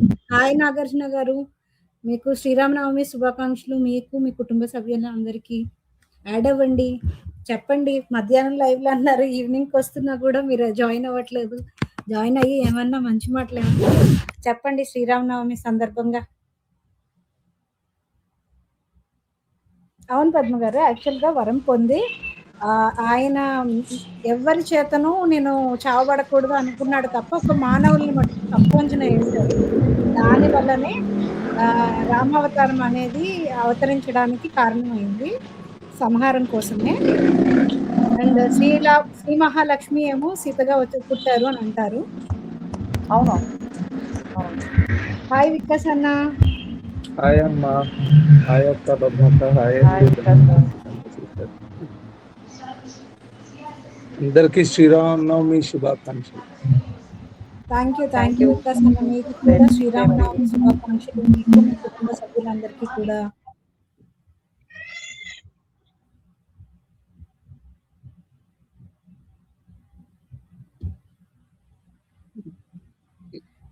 ఇంతక పద్మకి ఏదో స్టోరీ చెప్తున్నారు అక్క, మీది వాయిస్ కట్ అయింది అక్క, సరిగ్గా అర్థమవుతుంది. అదే నేను టెంపుల్కి వెళ్ళాను, ఛార్జింగ్ లేదు ఏం లేదు, వెళ్ళొచ్చి వెంటనే ఇంకా జాయిన్ అయ్యాను. ఛార్జింగ్ పెట్టుకొని మాట్లాడితే అట్లా వస్తుంది, తీసేసారు ఇప్పుడు ఛార్జింగ్ లేదు. చెప్పు వికాస్ అన్న, ఏమన్నా చెప్పు. రాముల వారి కోసం గానీ ఆంజనేయ స్వామి వారి కోసం ఛార్జింగ్ పెట్టు. రాములు వారి గురించి ఏందమ్మా, రాముడు అంటే ఏమనాలి, ధర్మాన్ని సృష్టించిన ఆయన. నేనైతే అదే అనుకుంటా. రాముడి బాటలో అంటే జై శ్రీరామ్ జై శ్రీరామ్ అంటే సరిపోదు, నిజంగా ఆయన బాటలో నడవాలి అని అంట. రాజ్యాన్ని అంటే రాజు లెక్క ఉండేట ఆయన వాళ్ళ నాన్న ఒక్క మాట చెప్పగానే 14 years వనవాసం వెళ్ళారు. అంటే అంత పేరెంట్స్ అంత ఇష్టపడతారు. ఇంకా ప్రతి దగ్గర మనం చూడొచ్చు, వాల్మీకి ఇంకా వాల్మీకి ఇంకో ఆయన ఉంటారు కదమ్మా, అక్కడ కూడా ఆయన తలుచుకుంటే వాల్మీకి సపోర్ట్ ఇచ్చి రావణాసుడి ధరించి సీతను ఈజీగా తెచ్చుకోవచ్చు. ఆయన కానీ నిజాయితీ ధరుండి, వాల్మీకి కూడా కాదు ఆయన పేరు, వాల్మీకి రచించిన వాళ్ళు, వాల్మీకి కాదమ్మా, ఇంకో అతను అదే బాణమేసి వాలి సుగ్రీవుడు వాడు అతి బల పరాక్రమాలు కలిగిన వాడు వాళ్ళు. తలుచుకుంటే రావణాసురుడి అంతమందించగలడు. కానీ అట్లా ఈజీ రూట్ లో పోకుండా రాముడు ధర్మంగా ఫ్రెండ్ సుగ్రీవుడు స్నేహ ధర్మం కూడా అక్కడ పాటిస్తాడు. సుగ్రీవుడితో ఫ్రెండ్షిప్ అయ్యి వాలి తమ్ముడు సుగ్రీవుడు. సో ఇంకా చెప్పండి, ఇప్పుడు చెప్పండి. అదే సుగ్రీవుడి దగ్గర ధర్మం సైడ్ తీసుకుని వాలి చేసింది తప్ప అని చెప్పి అక్కడ తీసుకుని, లేకపోతే ఈజీగా అక్క చెప్పినట్టు వాలి ఒక మాట చెప్తే రావణాసుడు తెచ్చి ఇచ్చేస్తారు సీతాదేవిని. అయినా కానీ సుగ్రీవుడి సైడ్ తీసుకుని ఉన్నారు. అన్నిటి దగ్గర రాముడు బాట ఏంటంటే ధర్మం అన్నమాట. ధర్మము. మనిషి అంటే ప్రతి ఒక్కరికి కష్టం ఉంటది, నష్టం ఉంటది. అంటే రాముడి వారి స్టోరీ అంటే చాలు. దేవుడు అంత పెద్ద దేవుడే. అన్నిట్లో ఎంత కష్టం ఉన్నా, ఎన్ని బాధలున్నా ధర్మం దగ్గర ఉండి ప్రతి ఒక్కటి. ఇప్పుడు రాముల వాళ్ళకి అంత కష్టం ఉన్నప్పుడు మనం కూడా అప్ అండ్ డౌన్స్ ఉంటాయి లైఫ్ లో. అన్ని బాలకాండ కోసం ఏమన్నా చెప్తారా? మొత్తం 7 కాండాలు అంటారు కదా, అసలు ఏంటి ఆ కాండాల పేర్లు ఏంటి అనేది చెప్తారా? ఛార్జింగ్ లేదు సాధిజీ గారు, అదే ప్రాబ్లం. ఇప్పుడేమో ఛార్జింగ్ డిస్టర్బెన్స్ వస్తుంది. ఓకే. మొత్తం రామాయణాన్ని 7 కాండాలు అంటారండి. ఒక్కొక్క కాండం కూడా ఒక్కొక్క ఘట్టాన్ని వివరిస్తూ ఉంటుంది. సో అందులో మొదటి ఘట్టం బాలకాండం అంటారు, రెండోది అయోధ్యకాండం, మూడవది అరణ్యకాండం, నాలుగవది కిష్కింద కాండం, తర్వాత 5 సుందరకాండ, 6 యుద్ధకాండం, తర్వాత లాస్ట్ చిట్ట చివరి ఘట్టం ఉత్తరకాండం అండి. ఈ ఘట్టాలు అనేటిని వాటిని చెరకు కనువుతో పోలుస్తారటండి. ఎందుకు అంటే ఆ చెరకు కనువ ఎంత అయితే మనం అది ఎంత మధురంగా ఉంటుందో రామాయణం కూడా అంతే మధురంగా ఉంటుంది అనే ఒక ఉద్దేశంతో ఆ పోలిక అనేది చేశారట. మనం వాల్మీకి రామాయణం బట్టే మాట్లాడుకుంటామండి ఏ విషయమైనా. వాల్మీకి రామాయణంలో ఇప్పుడు బయట వింటున్న కొన్ని ఉండవండి. అక్కడ కంప్లీట్ గా చాలా అంటే కొన్ని అయితే మూవీస్ లో కానీ వీటిల్లో చూపించినవి మనకి వాల్మీకి రామాయణంలో ఉండవండి. వాల్మీకి రామాయణం నిజంగా తెలిసిన వాళ్ళకి కొన్ని విషయాలు వింతగా అనిపిస్తూ ఉంటాయి. సో అది మాట. సో అదే ఎవరైనా చెప్తారా బాలకాండం కోసం?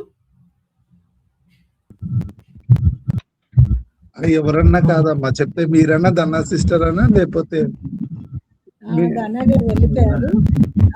బాలకాండం అనేది దేనికోసం అంటే పద్మాక ఏమో ఛార్జింగ్ ఉంది కనుక మీరే చెప్పాలి. అంటే పేరులోనే ఉంది కదా, రాముడు పుట్టుక, చిన్నప్పటి తను విశ్వామిత్రుడు అదే వశిష్ఠుడి దగ్గర విద్య అభ్యసించడము, అదే కదా బాలకాండలో ఉండేది. అవును, దశరథుడి కుమారిగా జన్మించడం దగ్గర నుంచి ఆయన మరలా ఇప్పుడు మీరు అన్నట్లు వశిష్ఠ మహాముని దగ్గర విద్యలు నేర్చుకొని అక్కడి నుంచి విశ్వామిత్రుని నగరానికి మిథిల చేరేంత వరకు కూడా ఉంటుందండి. సో అక్కడ సీతా స్వయంవరం దగ్గర నుంచి నెక్స్ట్ కి వెళ్తుంది, అది అయోధ్య కాండలోకి వెళ్తుంది అనమాట. నెక్స్ట్ అయోధ్యకాండ తర్వాత అరణ్యకాండ. అంటే తండ్రి కైకేయి వరాలు ఇస్తాడు కదా దశరథుడు 3. ఆ వరాల్లో భాగంగా ఈ నెక్స్ట్ డే ఇట్లా పట్టాభిషేకము అయ్యేది ఉంటుంది. 2 వరాలే కదా పద్మ గారు, 2 కదా వరాలు? 3 కదా. భరతుడు రాజ్యాభిషేకం చేయాలి, 14 సంవత్సరాలు రాముడు వనవాసానికి వెళ్ళాలి, ఇంకోటి కూడా ఉంది 3 కదా మొత్తం. ఇవి 2 ఉన్నాయి. అంటే వాల్మీకి రామాయణం ప్రకారం అయితే నేను విన్నది 2 వరాలు.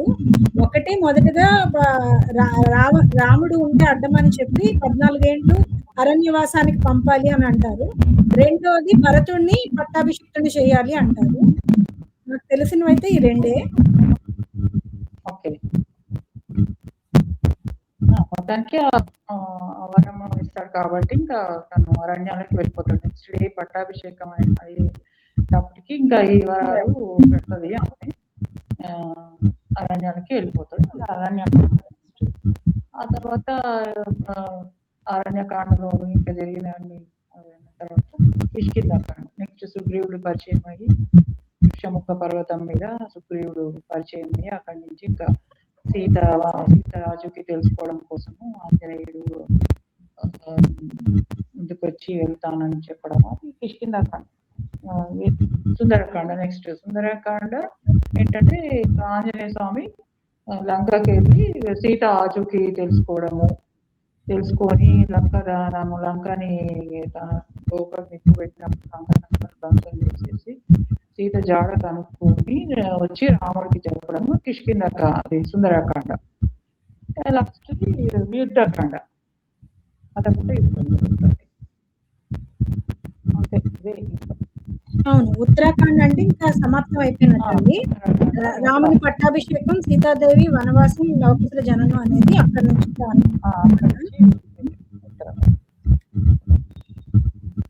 అవును అవును. ఒక్కొక్క కాండం కూడా ఒక్కొక్క మనకి మంచి నీతిని అనేది నేర్పిస్తుందండి. బాలకాండలో తండ్రి మాటకి వశిష్ఠ మహామునితో వెళ్ళి అక్కడ సర్వ విద్యలు నేర్చుకోవటానికి తల్లిదండ్రులను ఆ వయసులోనే వదిలేసి వెళ్తారండి. అక్కడి నుంచే ఆయన ఎన్నో యుద్ధాలు అనేవి ఈ గణాలు ఉంటారు కదండి, దేవగణాలు, రాక్షస గణాలు ఉంటాయి. రాక్షస గణాల మీద అప్పటి నుంచి యుద్ధం అనేది మొదలవుతా ఉంటుంది. సో అది బాలకాండలో మనకి అందులో ఓర్పు, సహనం వాటి విషయంలో కూడా తెలుస్తుందండి. అయోధ్యకాండలో మనం ఇంకా మీకు పట్టాభిషేకం అయిపోయిన దగ్గర ఇప్పుడంటే మనం ఒకటి విజయం సాధించేస్తే అక్కడితో అయిపోదండి.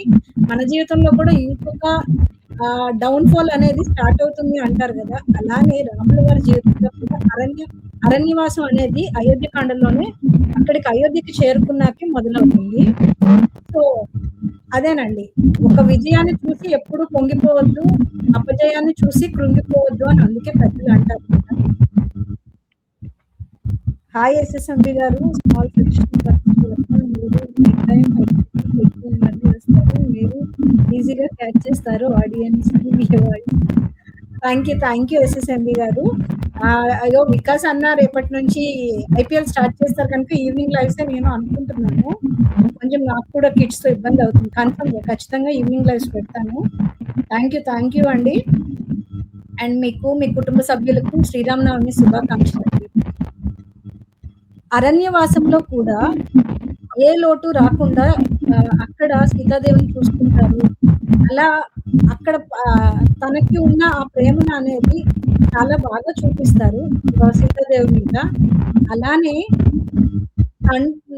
తండ్రి మాట చనిపోయారని తెలిసినా కూడా నేను తండ్రి మాట జవదాటను, నేను తండ్రి ఏదైతే చెప్పారో దాన్నే శిరస వహిస్తాను, నేను 14 ఏళ్ల అరణ్యవాసం తరువాతే వస్తాను అంటారు.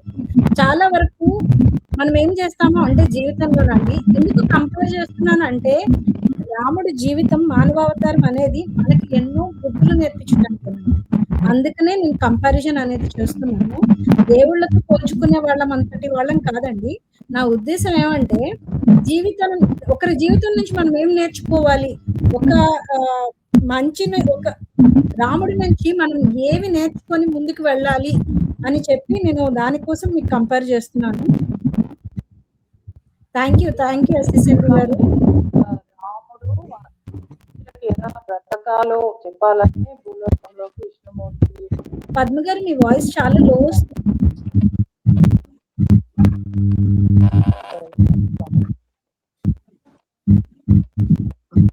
అది చాలా డిస్టర్బెన్స్ వస్తుంది పద్మ. అంటే ఛార్జింగ్ పెట్టినట్టున్నారు కదా, మొత్తం కట్ అంటే.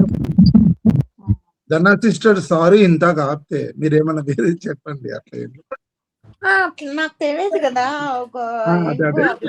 పర్వాలేదు ధన గారు, అదే నేను పర్వాలేదు. చెప్పండి ధన గారు. మీరు ధనా సిస్టర్ మీరు చెప్పిన స్టోరీకి అట్లా ఏం లేదు, నేను కూడా విన్నా ఆ స్టోరీ, కానీ అది మనము లైవ్ లో చెప్పుకునేది కాదు, అంతే. మీరు చెప్పింది ఏం తప్పేం లేదు. యూట్యూబ్ లోనే చూసాను, అందుకే చెప్పాను. అవునవునవును, నేను కూడా అందులోనే చూస్తాను సిస్టర్. రామాయణం గురించి మనం ఏం నేర్చుకోవచ్చు, మన జీవితానికి వాటిని ఏమి ఆదర్శంగా తీసుకోవచ్చు చెప్పండి ధన గారు. అదే రాముడు చేసిన ప్రతి పని మనకు ఆదర్శమే.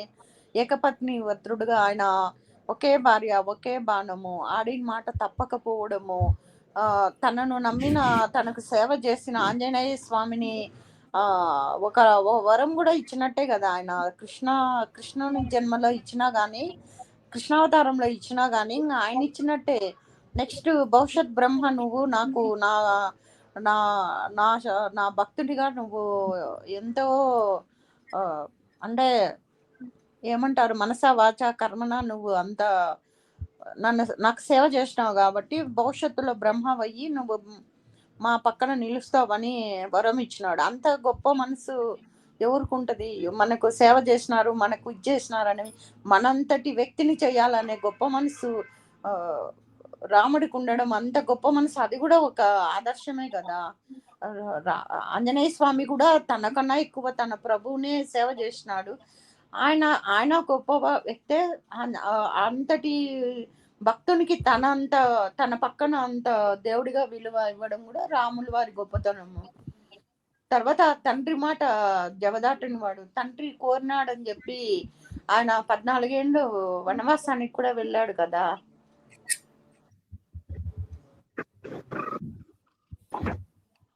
అవును దానా గారు, వినిపిస్తుంది వాయిస్, కంటిన్యూ చేయండి. వినపడుతుందా? అదే ఎవరు ఊగొట్టుకొని ఉంటే అర్థం కాలేదు. చెప్పండి. ఉన్నారా? ఉన్నారు వినపడుతుంది.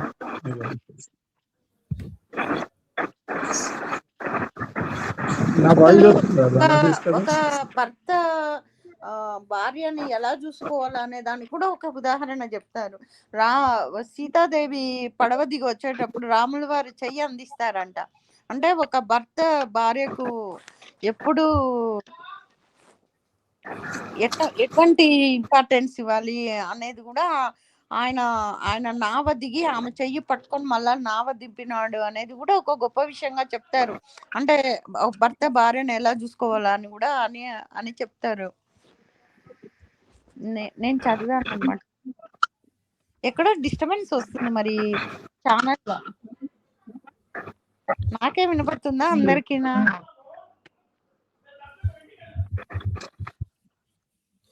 ధన గారు ఇప్పుడు అయిపోయిందా, ఇంకా ఉందా?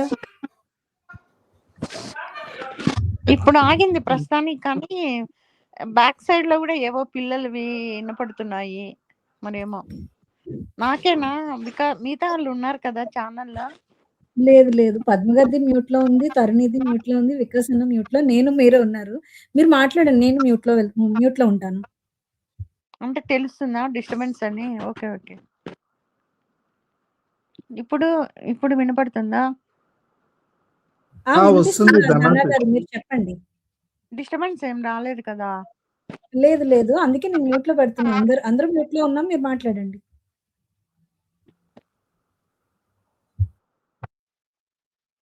ఏ విషయం చెప్పాలి? నేను ఒకటి అడగచ్చా? ధన సిస్టర్ అని పద్మక్క గాని స్వాతి సిస్టర్ మీద చెప్పండి. ఇప్పుడు అంటారు కదా రాముడు గారి మీద పెద్ద ఎలిగేషన్ కదా, సీతమ్మ తల్లిని అదే అగ్ని అది అంత అవసరం ముందుకు వచ్చిందమ్మా? అసలు ఎందుకు చేశారు, ఏమని చెప్పగలుగుతారా? అంటే అవసరం అంటే అది ఆయన ప్రజానాయకుడు కదా, ప్రజలకు కూడా వాల్యూ ఇస్తాడు ఆయన. అంతకన్నా ముందు ఏంటంటే వేదవతి అని ఒక స్త్రీ, ఆమె రాముడి కోసము భర్తగా కావాలని చెప్పి ఆమె తపస్సు చేస్తుంది చాలా. చేసినప్పుడు ఆయన చెప్తాడు, నేను ఏకపత్ని వాటిని చేసుకోను, వచ్చే జన్మలో చేసుకుంటాను అన్నట్టుగా ఆమెకు మాట ఇస్తాడు ఆయన. ఈ జన్మలో అయితే నేను చేసుకోను అని. అప్పుడు యాక్చువల్గా అయితే అక్కడ సీతాదేవి ఉండదు. ఎప్పుడైతే రావణుడు అపహరిస్తాడో సీతాదేవి ప్లేస్ లోకి వేదవతి వెళ్ళిపోయి సీతమ్మ సురక్షితంగా ఉంటుంది అగ్నిదేవుడి దగ్గర. అగ్నిదేవుడి దగ్గర కరెక్ట్. నేను ఇది కూడా స్టోరీ చదివాను. అగ్నిదేవుడి దగ్గర చేసి వెళ్తాడంట అసలు రావణాసుడు. రావణాసుడు తీసుకెళ్ళింది సీతను కాదు అంటారు. వేదవతిని తీసుకెళ్తాడు. అక్కడ వేదవతి అక్కడ వనంలో ఉంటుంది అక్కడ. అప్పుడు సరే ఆయన ఏంటంటే ఇప్పుడంటే అందరూ బాయ్ ఫ్రెండ్ అని, గర్ల్ ఫ్రెండ్ అని, లివింగ్ అని, అదని ఇదని ఎన్నో వచ్చేస్తాయి. కానీ ఆ కాలంలో ధనగారు ఒక్క నిమిషము, నాకు కూడా వికాస్ గారు లాగా నాకు కూడా ఒక డౌట్ వచ్చింది. రాముడు మరి అగ్నిదేవుడి దగ్గర సురక్షితంగా సీతను ఉంచేస్తాడు. వెళ్ళింది సీత కాదండి, మళ్ళీ అగ్ని ప్రవేశం ఎందుకు చేయమంటాడు? లోకం కోసమా? వెళ్ళిపోయి బయటికి అగ్ని పరీక్ష వేదవతి చేసి వెళ్ళిపోతుంది. అప్పుడు సీతమ్మ బయటకు వస్తుంది. లోకానికి కూడా తెలియాలి కదా ఆమె సీతమ్మ మంచిది అని ఒకరి చేత అనిపించుకోకూడదని, ఆయన ప్రజారాజు కదా అని. అది అంటే actual గా నేను ఒక మాట అండి పద్మ గారు, యాక్చువల్ గా నేను విన్నదైతే మా మదర్ నాకు చెప్పింది అయితే అగ్ని పునీతురాలు అయ్యింది అంటారట. ఎంతో పాతివ్రత్యం ఉంటే తప్ప ఆ అగ్ని పునీతం అనేది ఎవరి వల్ల సాధ్యమయ్యేది కాదట. అది లోకానికి చూపడానికి కాదు, ఒక దగ్గర ఉండి వచ్చిన ఆమెను అగ్ని పునీతురాలు చేసి నేను తీసుకువెళ్ళాలి అని అనుకుంటారట రాముల వారు. అంతే తప్ప అక్కడ ఆవిడని ఏం అవమానించడం ఏమీ కొనుక్కుంటారు? కాదు. మళ్ళీ ఒక క్వశ్చన్, మళ్ళీ ఏమనుకోకండి నేను అడుగుతున్నాను. అడగండి. మళ్ళీ మళ్ళీ మళ్ళీ పిల్లల్ని ఇంకా సీతాదేవిని వదిలేసే అవసరం ఏమొచ్చిందమ్మా? అవును, ఒక చాకలాయన చెప్తారు పూర్వ సీతమ్మ ఏం సెకండ్ టైం, చేస్తుందంటే అది సెకండ్ టైం. నిజంగా నేను సెకండ్ రామాయణ టైం సీరియల్ చూస్తే నాకు కొంచెం రాముడి మీద కోపం వచ్చింది. కానీ తర్వాత నాకు అర్థమైంది ఏంటంటే అదంతా విష్ణు లీల. తను అట్లా జరగాలి. విష్ణుమూర్తి స్వరూపము, సీతమ్మ వారము, లక్ష్మి స్వరూపము, అదంతా దైవలీల అని చెప్పి తర్వాత అర్థమైంది. దానికి కూడా ఒక రీజన్ ఉంది. ఏంటంటే సీతమ్మ దగ్గర చిలుకలు ఉంటే గన ఆ చిలుకల్ని దూరం చేస్తుందంట ఒక చిలుకని. అప్పుడు ఇంకొక చిలుక శాపం పెడుతుందంట, నువ్వు నా భర్తను ఎట్లా నా నుంచి దూరం చేసినావు మా ఇద్దరిని, అట్లనే నువ్వు నీ భర్త నుంచి దూరం అవుతావు. ఆ మానసిక క్షోభ మేము ఎట్లా అనుభవిస్తున్నామో నువ్వు అనుభవిస్తావు అని చెప్పి ఆ చిలుక ఏదో శాపం ఇస్తుంది. ఆ శాప ఫలంగానే సీతాదేవి రాముడికి దూరం అయ్యి అక్కడ వనవాసంలో ఉంటుంది అనేది స్టోరీ నేను విన్నాను. దీని ద్వారాగా ఏం తెలుసుకోవచ్చు అంటే క్లియర్ గా దేవుళ్ళకే తప్పు చేస్తే 100% వాళ్ళే ఏదో ఒక రకంగా రిటర్న్ అయిన వాళ్ళు. ఎందుకంటే మనం చూసాం కదా కృష్ణుడు కూడా చనిపోయింది ఒక శాపం వల్లనే. ఇప్పుడు సీతాదేవి మీరు చెప్పిన స్టోరీలో దశరథుడికి రాముడు దూరం అయ్యేదానికి కూడా ఒక స్టోరీ ఉంది. దశరథుడు బాణం వేసేటప్పుడు ఒక పక్షిని, ఏదో పక్షి కాదు, ఇద్దరు భార్యాభర్తలు, ముసలి తల్లిదండ్రులు, వాళ్ళ కొడుకు దాహం వేస్తుందని నీళ్లు తెమ్మని పంపిస్తాడు ఆ పేరెంట్స్ ఆ పిల్లాడిని అడవిలో.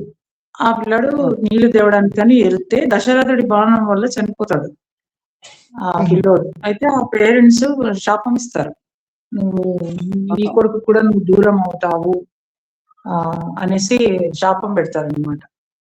అన్ని స్టోరీస్ అన్ని అట్లా ఉంటాయి.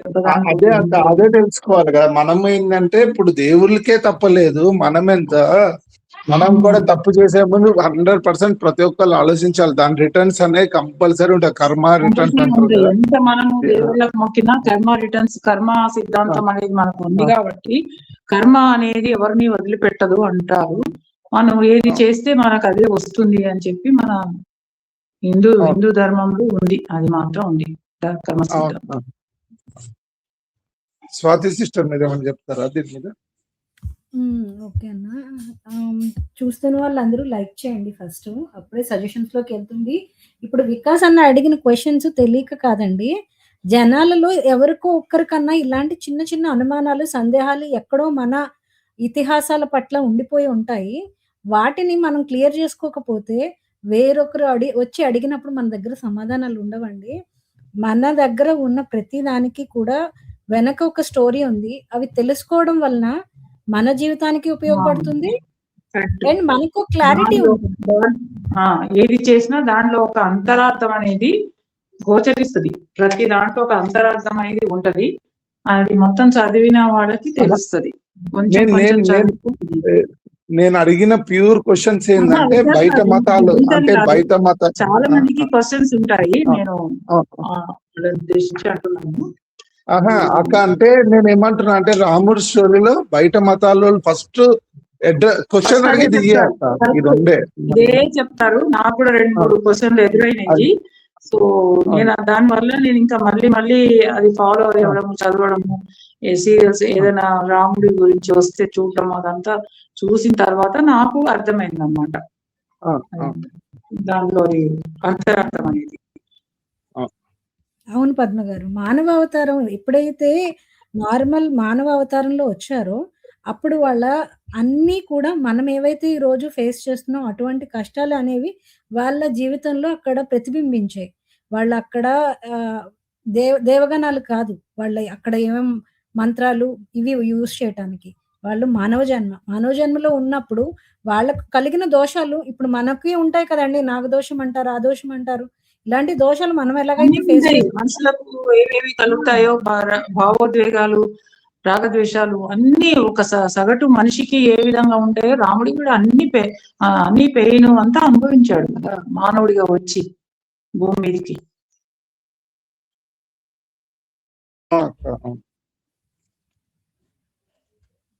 అవును పద్మ గారు. అన్నీ ఆయన ఫేస్ చేయనిదంటూ ఏమీ లేదు. అన్నీ చూసారు.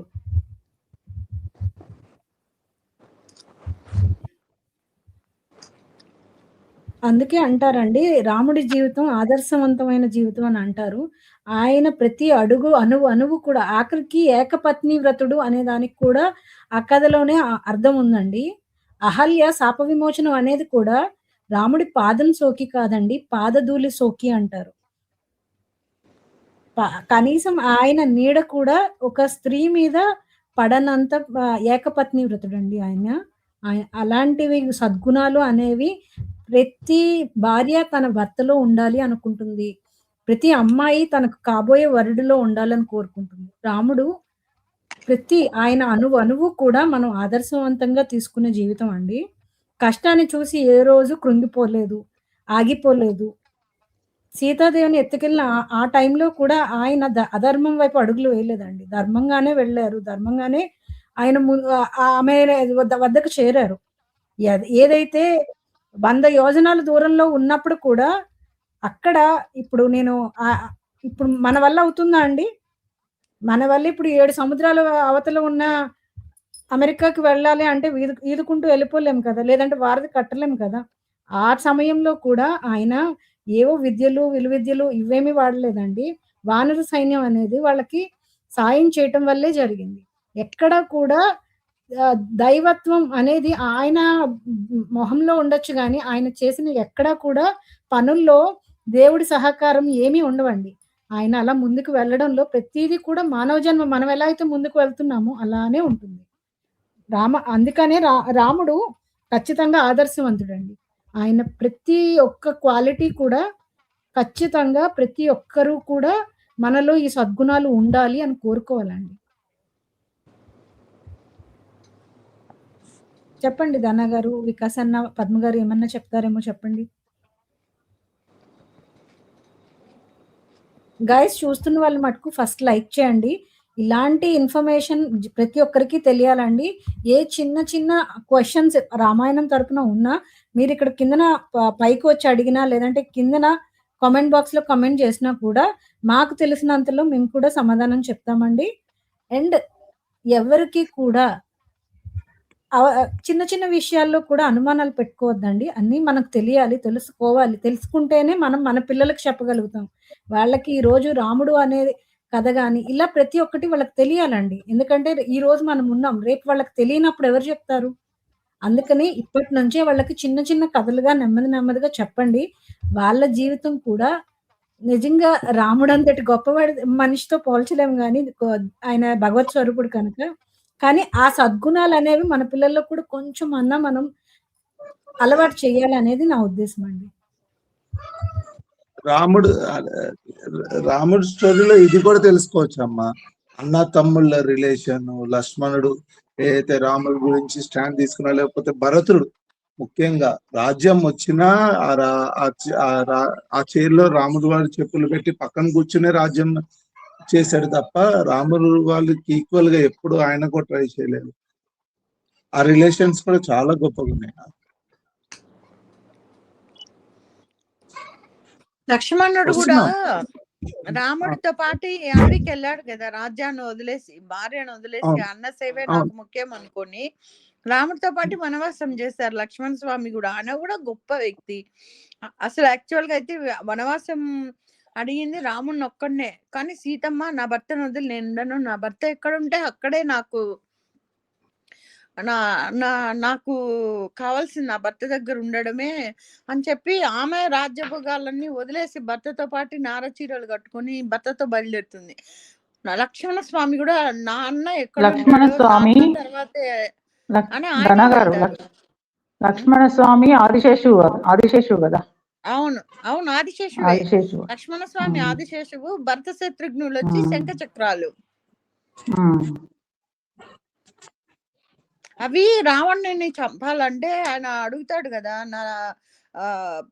నరుడు చేత వానరుల చేత అని. అందుకని విష్ణుమూర్తికి సంబంధించిన శంఖ చక్రాలు ఆదిశేషువు రామ భర్త శత్రుఘ్నులుగా పుడితే ఇంద్రుడి వరంతో వాయువుగా రుద్ర అంశతో మన ఆంజనేయ స్వామి, సుగ్రీవుడు వచ్చి సూర్యుని అదే కదా ధనగారు.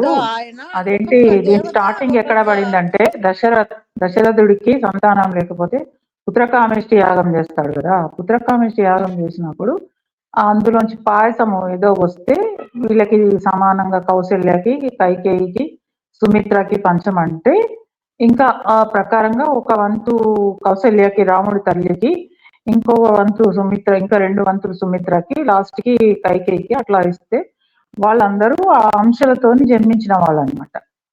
విష్ణుమూర్తి అంశాలతోని జన్మిస్తారు. అది విష్ణుమూర్తి లీల అదంతా.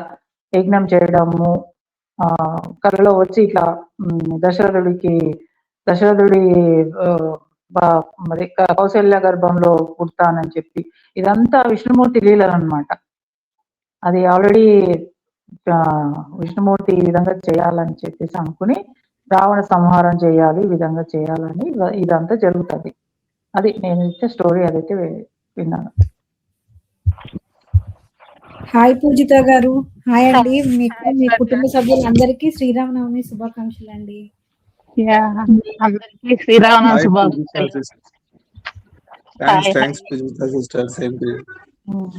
మీకు కూడా శ్రీరామనవమి శుభాకాంక్షలు పూజిత గారు.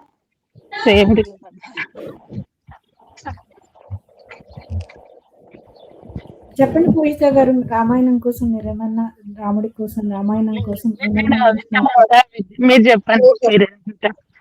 ఇంకొకటి అండి పద్మ గారు, మీరు చెప్పిందంతా నిజమే. లక్ష్మణుడు ప్రతి ఒక్కరు కూడా, కానీ ఇక్కడ తలుచుకొని ఇంకొక పర్సన్ ఉన్నారండి, ఊర్మిళ గారు, లక్ష్మణుని భార్య. స్వామి 14 సంవత్సరాలు నిద్రపోతుంది. ఆ వరం ఇస్తాడు లక్ష్మణుడు, ఆ వరం ఇచ్చేసి వెళ్ళిపోతాడు.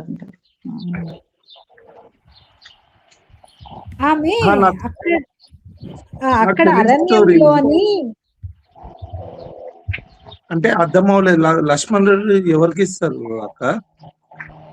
14 సంవత్సరాలు నిద్రపోవాలని. అంటే వనవాసంలో ఉన్న రోజులు నిద్రపోతారా? నిద్ర ఊర్మిళాదేవి ఎవరైనా చాలా నిద్రపోతే ఊర్మిళాదేవి లాగా నిద్రపోతున్నాం అంటారు కదా. శ్రీరామనవమి శుభాకాంక్షలు. అవును శివారెడ్డి బ్రో, మీకు మీ కుటుంబ సభ్యులందరికీ శ్రీరామనవమి శుభాకాంక్షలు.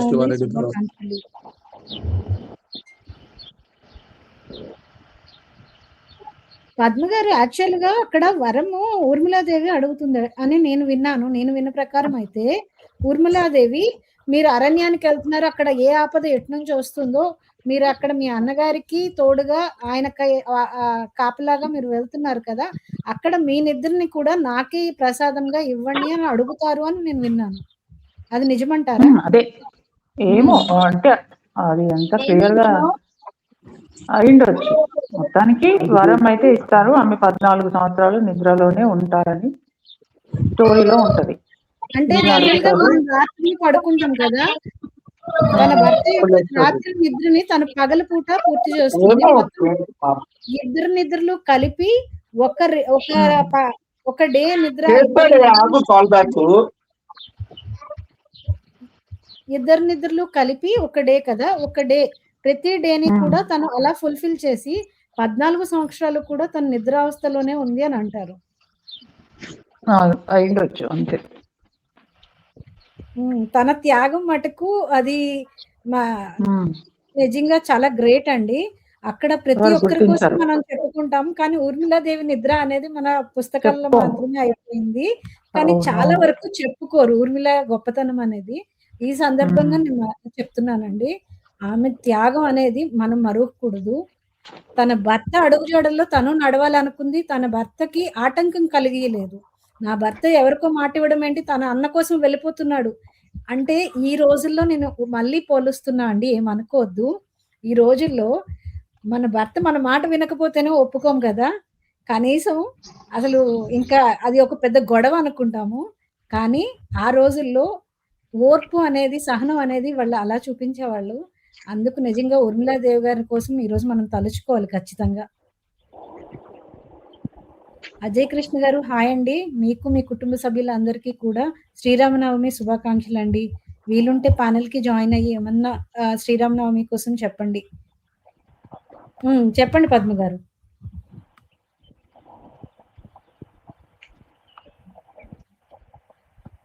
పూజిత గారు మీరేమన్నా మాట్లాడొచ్చు కదా! ఏమన్నా షేర్ చేసుకోండి. స్వాతి గారు మీరు చెప్పింది కరెక్టే. మీరు ఏంటంటే చెప్పారు నాకు అంతగా రామ ఏం తెలియదు. లక్ష్మణ స్వామి వరం అడుగుతాడు నిద్రాదేవిని. 14 ఏండ్లు నేను మా అన్న వదినలకు సేవ చేయాలంటే నేను నిద్రపోతే కాదు, వాళ్ళని కంటికి రెప్పలా కాపాడుకోవాలి. కాబట్టి నాకు నిద్ర వద్దు, నన్ను ఆవహించొద్దు అని అంటుంది. అప్పుడు ఆయన లక్ష్మణ స్వామి నిద్ర కూడా ఊర్మిళాదేవికి ఇస్తారు. ఆమె ఆమె పూర్తిగా నిద్రావస్థలో ఉంటుంది ఊర్మిళాదేవి. అది ఆయన 14 ఏండ్లు అన్న వదిన రాముడిని సీతమ్మను కాపాడుకోవడానికి వరం అడిగిన దాంట్లో ఇంకొకటి కూడా ఉంది. ఏంటంటే ఇంద్రజిత్తు, రావణాసురుని కొడుకు ఇంద్రజిత్తుని చంపాలంటే ఆయనకు ఒక వరం ఉంటది. ఏమని 14 ఏండ్లు నిద్రపోని వ్యక్తే నన్ను చంపాలా అని ఉంటది. అందుకోసం అని చెప్పేసి ఇంకా లక్ష్మణ స్వామి ఇట్లా నిద్ర త్యాగం చేయడము, 14 ఏళ్ళు నిద్రపోడు కాబట్టి లక్ష్మణ స్వామి ఇంద్రజిత్తుని చంపగలుగుతారు. అది కూడా ఒక పార్ట్. అవును. యాక్చువల్‌గా నేను అదే అంటా. ప్రతీదీ ఇంటర్‌లింక్ అయ్యి ఉంటదండి. ఇక్కడ ఈయన ఇంటర్లింక్ 14 ఏండ్లు అనేది అక్కడ అతని సంహారం లక్ష్మణుని చేతిలో ఉంది కనుక ఇది జరిగింది. ఇలా ప్రతి దానికి కూడా ఏది కూడా కారణం లేకుండా జరగదండి. మన జీవితంలో తీసుకున్నా కూడా అంతే. ఏది కారణం లేకుండా జరగదు. ఈరోజు ఒకటి జరిగింది కదా అని చెప్పి దాన్ని చూసి మనం బాధపడి, భయపడి ఆగిపోకూడదండి. దానిని ఎలా అధిగమించాలి అనేది మటుకు ఖచ్చితంగా మనం ముందుకి అలా అడుగులు వేయాలి.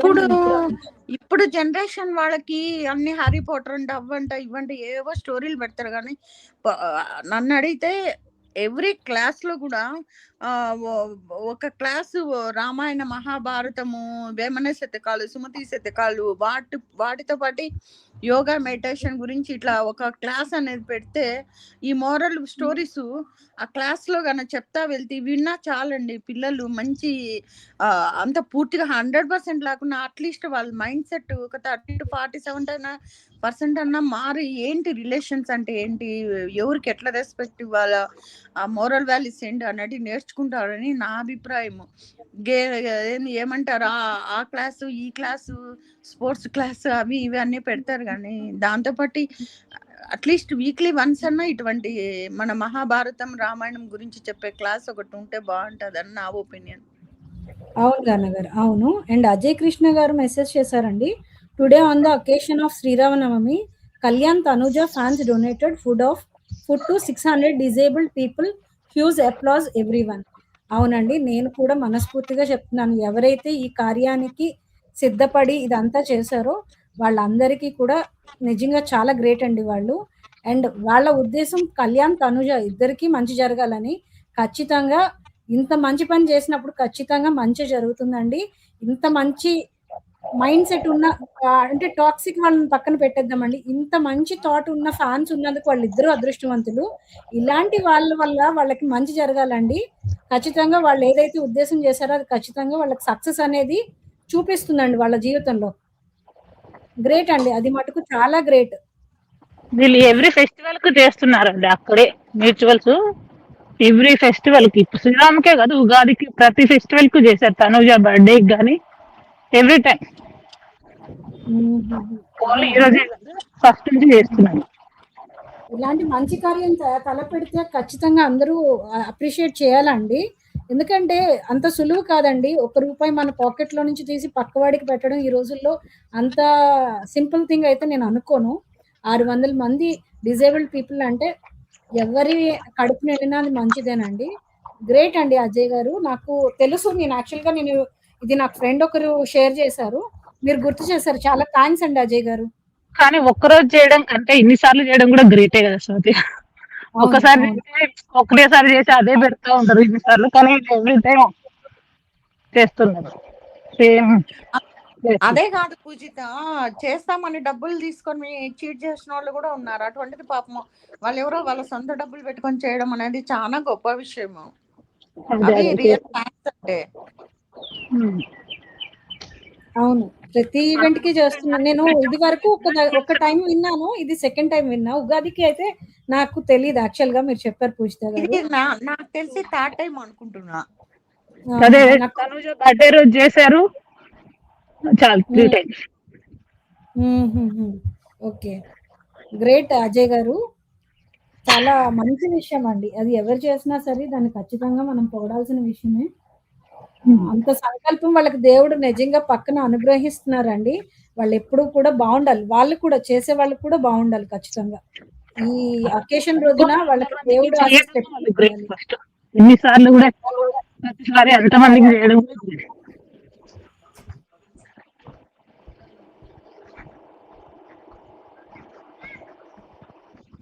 ఇంకా ఈరోజు చూసారా కళ్యాణమ్మ? మాకు ఇక్కడ ఇయర్స్ లో నిన్ననే అయిపోయిందని, అందుకే నేను నిన్న పెట్టా శ్రీరామ శుభాకాంక్షలు.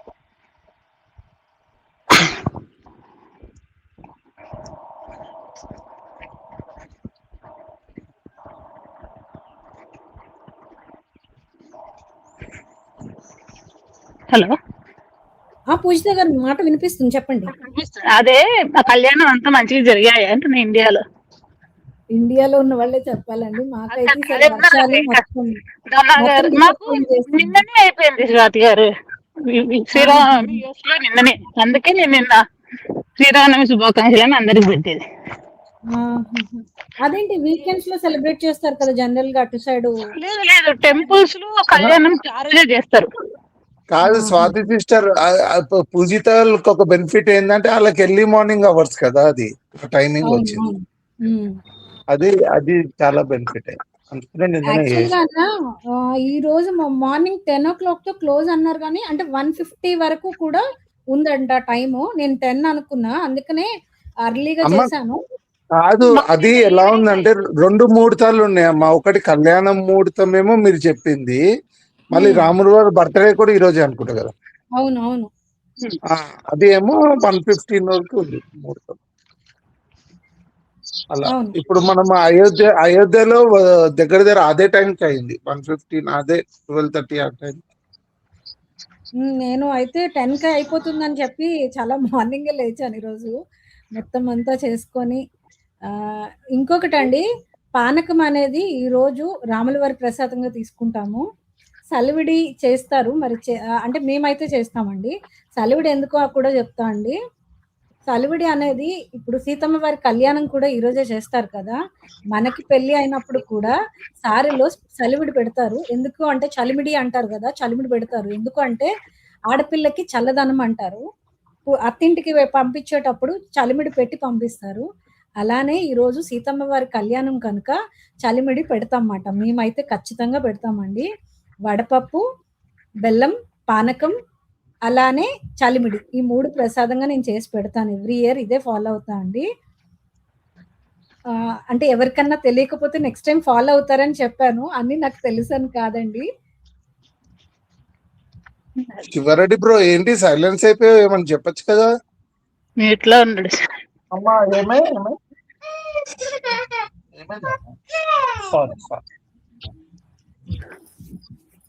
నాకు ఇప్పుడు వస్తుందన్న వాయిస్. ఇందాక ఉన్నంతసేపు అసలు మీ వాయిస్ ఎవరిది రాలే. అవునా? న్యూ స్ట్రీమ్ యార్డ్ ప్రాబ్లమ్స్ అనుకుంటా అయితే. ఇప్పుడు వస్తుంది వాయిస్. ఇందాక మీరు మాట్లాడినప్పుడు కూడా అసలు వాయిస్ లేదు, సడన్ గా ఏదో స్ట్రక్ లాగా కొంచెం వచ్చేది, మళ్ళీ అసలు రాలేదు. ఇప్పుడు అందుకే బ్యాక్ పోయి మళ్ళీ జాయిన్ అయినా, ఇప్పుడు వస్తుంది క్లారిటీగా. చెప్పు శివారెడ్డి బ్రో, శ్రీరాముడు గురించి మనం కొత్తగా చెప్పేది ఏముందన్న అందరికీ తెలుసు కదా. రామాయణ చరిత్ర మొత్తం అందరికి తెలిసే ఉంటుంది. బాగా నచ్చే సిచ్యువేషన్ ఏంటంటే, రావణాసుడు సీతను ఎత్తుకెళ్ళినప్పుడు సీతాదేవి కొన్ని వస్తువులను భూమి మీద పడేస్తుంది అనమాట. అవి చూసన్నా నన్ను చేరుకుంటారు, నేను ఎక్కడున్నా అని తెలుస్తుందని. అక్కడ హనుమంతుడు పోయి వెతుక్కుంటూ వెళ్తాడు కదా. అక్కడ ఒక్కొక్కసారి ఒక్కొక్క వస్తువు దొరుకుతుంది. అది తీసుకుపోయి లక్ష్మణుని అడుగుతాడు అనమాట. ఇది ఇది గుర్తుపడతారా మీరు అంటే, ఇది మా వదినదే అని చెప్పి అట్లా చెప్తా ఉంటాడు. ఒక దగ్గర ఏమైతుందంటే సీతాదేవి ముక్కు పుడక కనిపిస్తుంది. అది తీసుకొని లక్ష్మణుని దగ్గరికి పోయి, ఇది ఎవరిది గుర్తుపడతావా అంటే, ఇది అంత గుర్తుపట్టనేను, కాకపోతే మా వదినదే అని అనుకుంటున్నా అని అంటాడు. అయితే హనుమంతుడు అడుగుతాడు, ఏంది ఇది నువ్వు గుర్తుపట్టకపోవడం ఏంది అంటే, లక్ష్మణుడు ఒక మాట అంటాడు ఆడ, నేను నా వదినేను మా అన్న భార్య అంటే వదినేను మా తల్లితో సమానం. ఇప్పటిదాకా నేను నా తల్లి ఎట్లుంటదని ముఖం భాగం నేను ఇంతవరకు చూడలే అంటాడు. అర్థమైంది అన్న?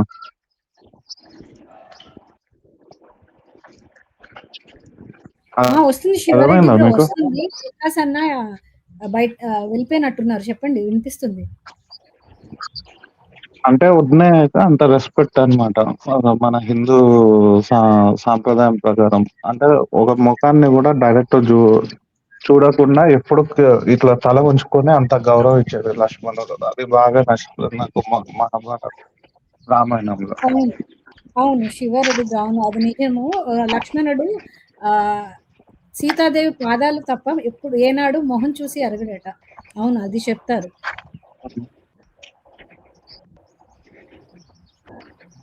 ఆ సీతాదేవి అంటే చూసే అది అసలు లక్ష్మణుడు తప్ప ప్రతి ఒక్కరు చూసి ఉంటారు, కానీ లక్ష్మణుడు ఒక్కడే మిస్ అవుతాడు ఆ సీతాదేవి మోసం చూడడానికి. అది ఏనాడు చూడరు. ఇంకొక అప్డేట్ శివారెడ్డి బ్రో, తనుజ గారు ఇప్పుడే వాట్సాప్ లో పోస్ట్ పెట్టారు. లాస్ట్ టైం ఫ్యాన్ మీట్ లో ఒక పర్సన్ తన బుగ్గ గిల్లిన వీడియో చాలా వైరల్ అయ్యింది. బుగ్గ పట్టుకొని చాలా హ్యాపీగా ఫీల్ అయిపోతారు. బ్లూ సారీలో ఒక పర్సన్, తను ఆ టైం తను మీట్ అవ్వడానికి కుదరలేదట. ఇప్పుడు తనని ప్రత్యేకంగా కలిశారట. సో తన ఫేవరెట్ కాఫీ పౌడర్ కూడా తను పట్టుకొని వెళ్ళి మరీ కలిశారట. ఒక గ్రేట్, అసలు గ్రేట్ థింగ్ అసలు వాట్సాప్ లో షేర్ చేసుకున్నారు. హూ రిమెంబర్ దిస్ అమ్మా, I still regret not noticing her that day, but I finally met her and she brought my favourite coffee for me అని చెప్పి షేర్ చేశారు. నాకు బాగా గుర్తు, నాకు గుర్తున్నంత వరకు ఆమె పేరు ఉషా అనుకుంటా. ఆ రోజు ఒక ప్యానెల్ కి కూడా వచ్చి మాట్లాడారు ఆమె. గ్రేట్, అసలు ఆమె చాలా ఎక్సైట్ అయ్యారు ఆ రోజు. నేను బాగా గుర్తు నాకు ఆమె, అందుకనే చూడగానే గుర్తుపట్టే వెంటనే నేను చెప్తున్నా. ఆ రోజు చాలా హ్యాపీగా ఫీల్ అయ్యారు. ఆమెను పట్టుకోవడమే చాలు అన్నట్టుగా ఫీల్ అవుతా ఉంటది ఆ వీడియో. యూట్యూబ్ లో కూడా ఉంటది నాకు తెలిసినంత వరకు అయితే. ఆమె పర్సనల్ గా వెళ్ళి కలిసారట. గ్రేట్, పర్సనల్ గా ఇంత స్పేస్ ఇస్తున్నారు ఫ్యాన్స్ కంటే గ్రేట్, ఇంత బిజీ టైంలో కూడా.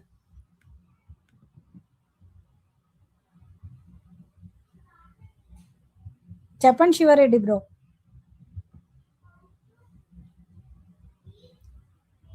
తనుజ గారు ఎలాంటి మనస్తత్వం అని, తను ఫ్యాన్స్ ను ఎప్పుడు డిసప్పాయింట్ చేయదు, అందరినీ ప్రేమిస్తుంది. అవును, నిన్న ఈవెన్ కళ్యాణ్ కూడా కలిసారట. వాళ్ళిద్దరూ మంచి టైం ఇస్తున్నారండి ఫ్యాన్స్ కి, ఇవ్వాలి కూడా. ఎందుకంటే వాళ్ళ గెలుపులో ఓటమిని పక్కన పెడదాం, గెలుపులో అయితే చాలా వరకు వాళ్ళ కృషి ఉంది కదా. సో వాళ్ళు గుర్తిస్తున్నారు, దానికి గ్రేట్ అండి. ఇద్దరు కూడా బిజీ స్కెడ్యూల్స్ లో కూడా వాళ్ళు ఆ వీళ్ళు చూసుకొని ఫ్యాన్స్ ని కలుస్తున్నారు కనుక వెరీ హ్యాపీ అసలు. అండ్ ఆ రోజు ఆ పర్సన్ వెళ్ళిన విషయం ఆమె గుర్తుపెట్టుకొని మళ్ళీ దాన్ని పోస్ట్ చేయడం గ్రేట్ అసలు. ఆ రోజు ఆమె వెళ్ళిన విషయం మరి తనకి ఎలా తెలుసు, ఆమె చెప్పుంటారు. ఆ వీడియోని కలిసి పెట్టారు వాట్సాప్ లో స్టేటస్ కింద పోస్ట్. చాలా బాగుంది అసలు.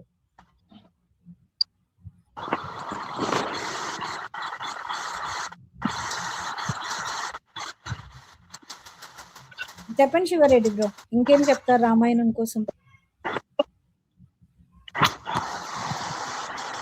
రామాయణంలో నేను ఇంకో క్యారెక్టర్ గురించి చెప్పాలంటే రావణాసుడు.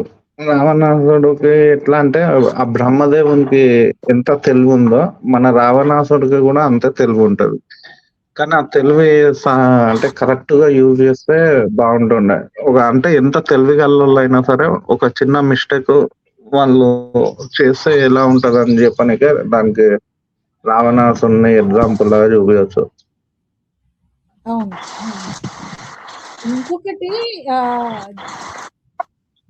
హాయ్ రాజు బ్రో, ఎలా జాయిన్ ఆ ఛానల్ కి. మీకు మీ కుటుంబ సభ్యులందరికీ శ్రీరామనవమి శుభాకాంక్షలు రాజు బ్రో. అండ్ చూస్తున్న వాళ్ళందరూ లైక్ చేసి సబ్స్క్రైబ్ చేసుకోండి. ఇంకా 3 పర్సన్స్ సబ్స్క్రైబ్ చేసుకుంటే మనకి 300 సబ్స్క్రైబర్స్ అవుతారండి. ఛానల్ ఇంకొంచెం ముందుకు వెళ్తుంది, సజెషన్స్ లోకి వెళ్తుందండి. ఈరోజు అయిపోతుంది శ్రీరామనవమి సందర్భంగా అనుకుంటున్నాను. ఎవరన్నా కనుక సబ్స్క్రైబ్ చేయకపోతే సబ్స్క్రైబ్ చేసుకోండి. ఇంకొకటి సంపాతి క్యారెక్టర్ ఇప్పుడు మొన్న ఈ సినిమాలో వాడారు కదా, ఇది తేజ సజ్జ సినిమాలో వాడారు కదన్నా.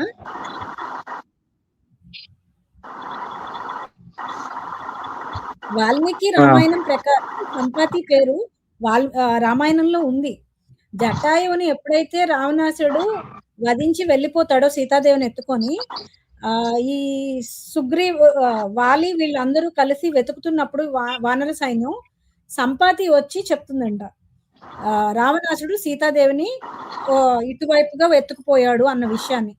అది చాలా 100 యోజనాల దూరంలో ఉండేసరికి అప్పుడు అక్కడ జాంబవంతుడు హనుమంతుడి యొక్క పవర్ ని గుర్తు చేస్తా తనకి మోటివేట్ చేసి పంపిస్తారట. ఆ 100 యోజనాలు 10 యోజనాల వెడల్పు ఉన్న ఆ 100 యోజనాల్ని దాటి నువ్వు వెళ్ళగలవు, నీ బలం ఏంటో నీకు తెలీదు అని చెప్పి తనని అక్కడ మోటివేట్ చేస్తారట. సో సంపాతి పేరు అనేది ఎక్కడి నుంచి వచ్చిందంటే యాక్చువల్గా రామాయణంలో ఉన్న పేరండి. ఎవరు జటాయువు సంపాతి అన్నదమ్ములు అంటారు.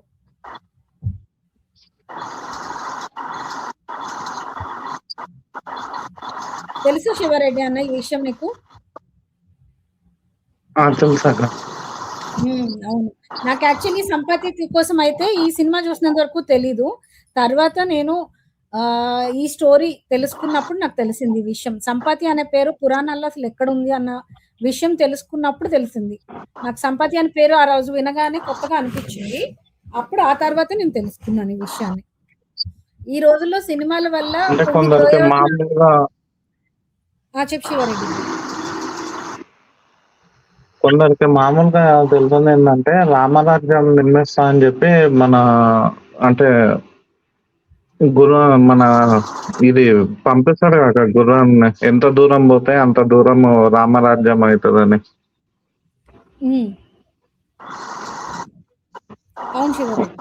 అక్కడ ఒకసారి మహాశివుడికి రామునికి కూడా యుద్ధం అవుతుంది. అది ఎంతమంది తెలుసా? నాకైతే తెలియదు శివరెడ్డి, చెప్పు ఒకసారి చెప్పండి. అయితే నాకైతే తెలియదు నిజంగానే. అయితే ఇక్కడ ఒక రాజ్యాంగము రాజు వరం పొందుతాడు అనమాట. నాకు ఎటువంటి ఏ సమయంలో నాకు ఆపద ఉన్నా ఆ శివుడు అడ్డగా ఉండి యుద్ధం చేయాలని చెప్పి ఒక వరం కోరుకుంటాడు. అయితే రాముడు పంపించిన గుర్రం ఏమో ఆ రాజ్యంలోకి అడుగు పెడుతుంది. అడుగు పెట్టంగానే ఆ రాజు వాళ్ళ కుమారుడు ఏం చేస్తాడంటే దాన్ని బంధిస్తాడు. అయితే అక్కడ ఏంటంటే గుర్రం ఎవరైతే బంధిస్తారో వాళ్ళు రామునితో యుద్ధం చేయాల్సిందే. అట్లా రాముడు యుద్ధం ప్రకటిస్తాడు. అప్పుడు ఈ రాజు ఏం చేస్తాడు అంటే గుర్తు చేస్తాడు అనమాట ఆ టైంలో తను అడిగిన వరాన్ని. అక్కడ మహాశివుడు రాముడు ఇద్దరు యుద్ధం చేస్తారు. యుద్ధం చేస్తూ ఉంటారు. అది బాగా అవుతుంది, చాలా ఘోరంగా అవుతుంది. అప్పుడు మళ్ళీ రాజు అంటే చేంజ్ చేసుకుంటాడు. ఇంకా అది ఆ ఇద్దరికి మొక్కేసి సరే ఇది కూడా రామరాజ్యంలో కల్పిస్తా అని చెప్పి అంటాడు. అక్కడ చాలా అవుతుంది యుద్ధం శివునికి ఇంకా రామునికి.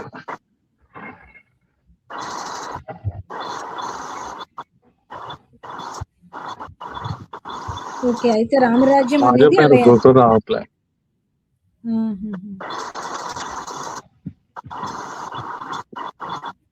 అంటే ఇది చదివి కూడా చాలా రోజులైంది అక్క, కొన్ని ఏళ్ళు అయిపోయింది. మళ్ళీ అంత స్టడీ చేయలే, అందుకే కొన్ని పేర్లు గొప్పకు వస్తలేవు. అవునవును. యాక్చువల్‌గా కొన్ని ఇప్పుడు వస్తున్న సినిమాల్లోని ఈ ఈ జై హనుమాన్ వచ్చింది. హనుమాన్‌లోని ఆంజనేయ స్వామి శక్తి అనేది గాని, ఇలాంటివి కొన్ని ఇప్పుడు వస్తున్న సినిమాల్లోని మన పురాణాల్ని ఒక టాపిక్ కింద తీసుకొని వాటిని టచ్ చేయడం వల్ల ఒక బెనిఫిట్ ఏమవుతుందంటే, పురాణాల మీద ఇంట్రెస్ట్ వస్తుంది. ఆ పేర్లు గావచ్చు, వాళ్ళు తీస్తున్న ఆ క్యారెక్టరైజేషన్స్ వీటి వలన ఆ ఇంపాక్ట్ అనేది ఖచ్చితంగా పడుతుందండి. తెలుసుకుంటున్నారు. నేనెందుకు ఈ విషయం చెప్తున్నా అంటే, రీసెంట్ వచ్చిన ఆ మూవీ పేరు 'తేజ సజ్జా' గారి రీసెంట్ మూవీ, నాకు పేరు గుర్తు రావట్లేదండి. ఆ సినిమాలో సంపాతి పాప అనే పేరుని బట్టే నేను వెనక్కి వెళ్లి చూస్తే నాకు తెలిసిన విషయం. ఇలానే అందరికీ అన్నీ తెలియాలని లేదండి. ఇలాంటి రామాయణం సాక్షి గారు, రామాయణంలో కూడా ఆ మూవీ సంపాతి పేరు క్యారెక్టర్ మిరాయి ఉంది, అక్క. చదివా నేను. తను మిరాయి. దక్షిణ దిశగా వెళ్ళమని ఆంజనేయ స్వామికి చెప్తుంది సంపాతి. అవును.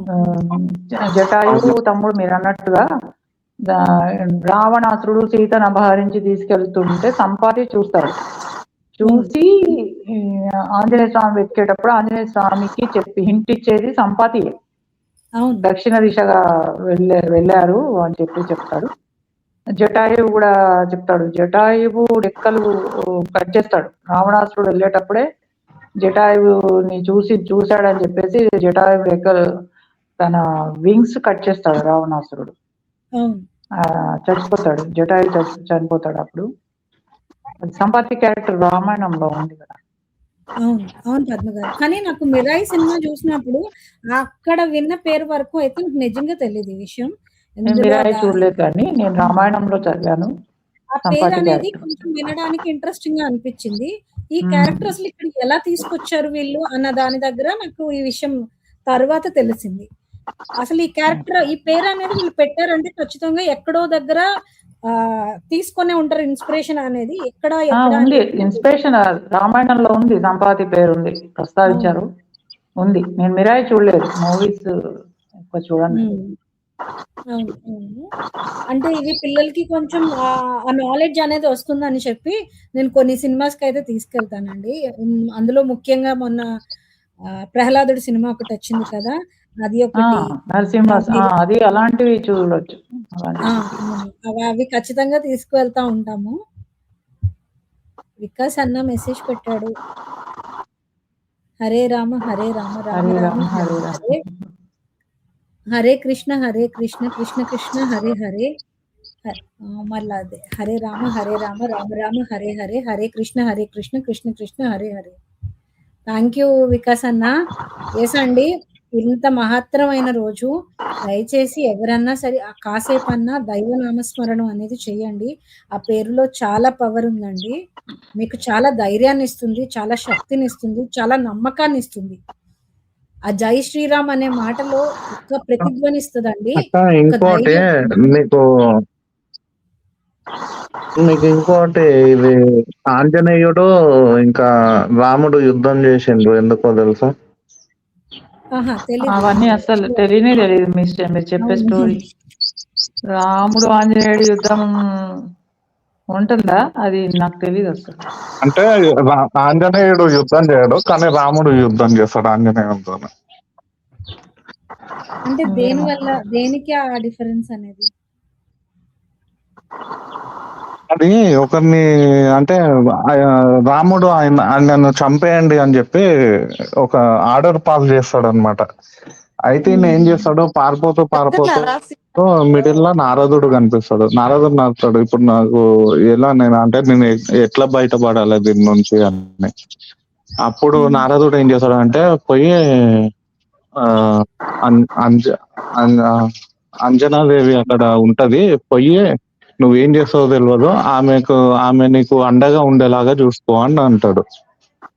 సరే అని చెప్పి నా పోయి అంజనీ మాత దగ్గరకు పోయి అటు ఏదో చేసి ఆమె తీసుకుంటాడు అనమాట. సరే నేను రాముడు అని చెప్పాడు అనమాట. అక్కడ నన్ను రాముడు ఇట్లా చెప్పి ఆర్డర్ పాస్ చేసిండు చెప్పకుండా ఏం చేస్తాడు, ఆమె దగ్గర సరే నేను ఉన్నా కదా, నువ్వు భయపడకు, నా కుమారుడు చూసుకుంటాడు, నీకు నా కుమారుడు అండగా ఉంటాడు అని చెప్పి మాట ఇస్తుంది.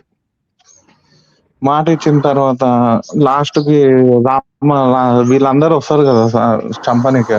అప్పుడు అంజనాదేవి మాట ఇచ్చేస్తుంది, నన్ను కాపాడుతాడు నా కుమారుడు అని చెప్పి.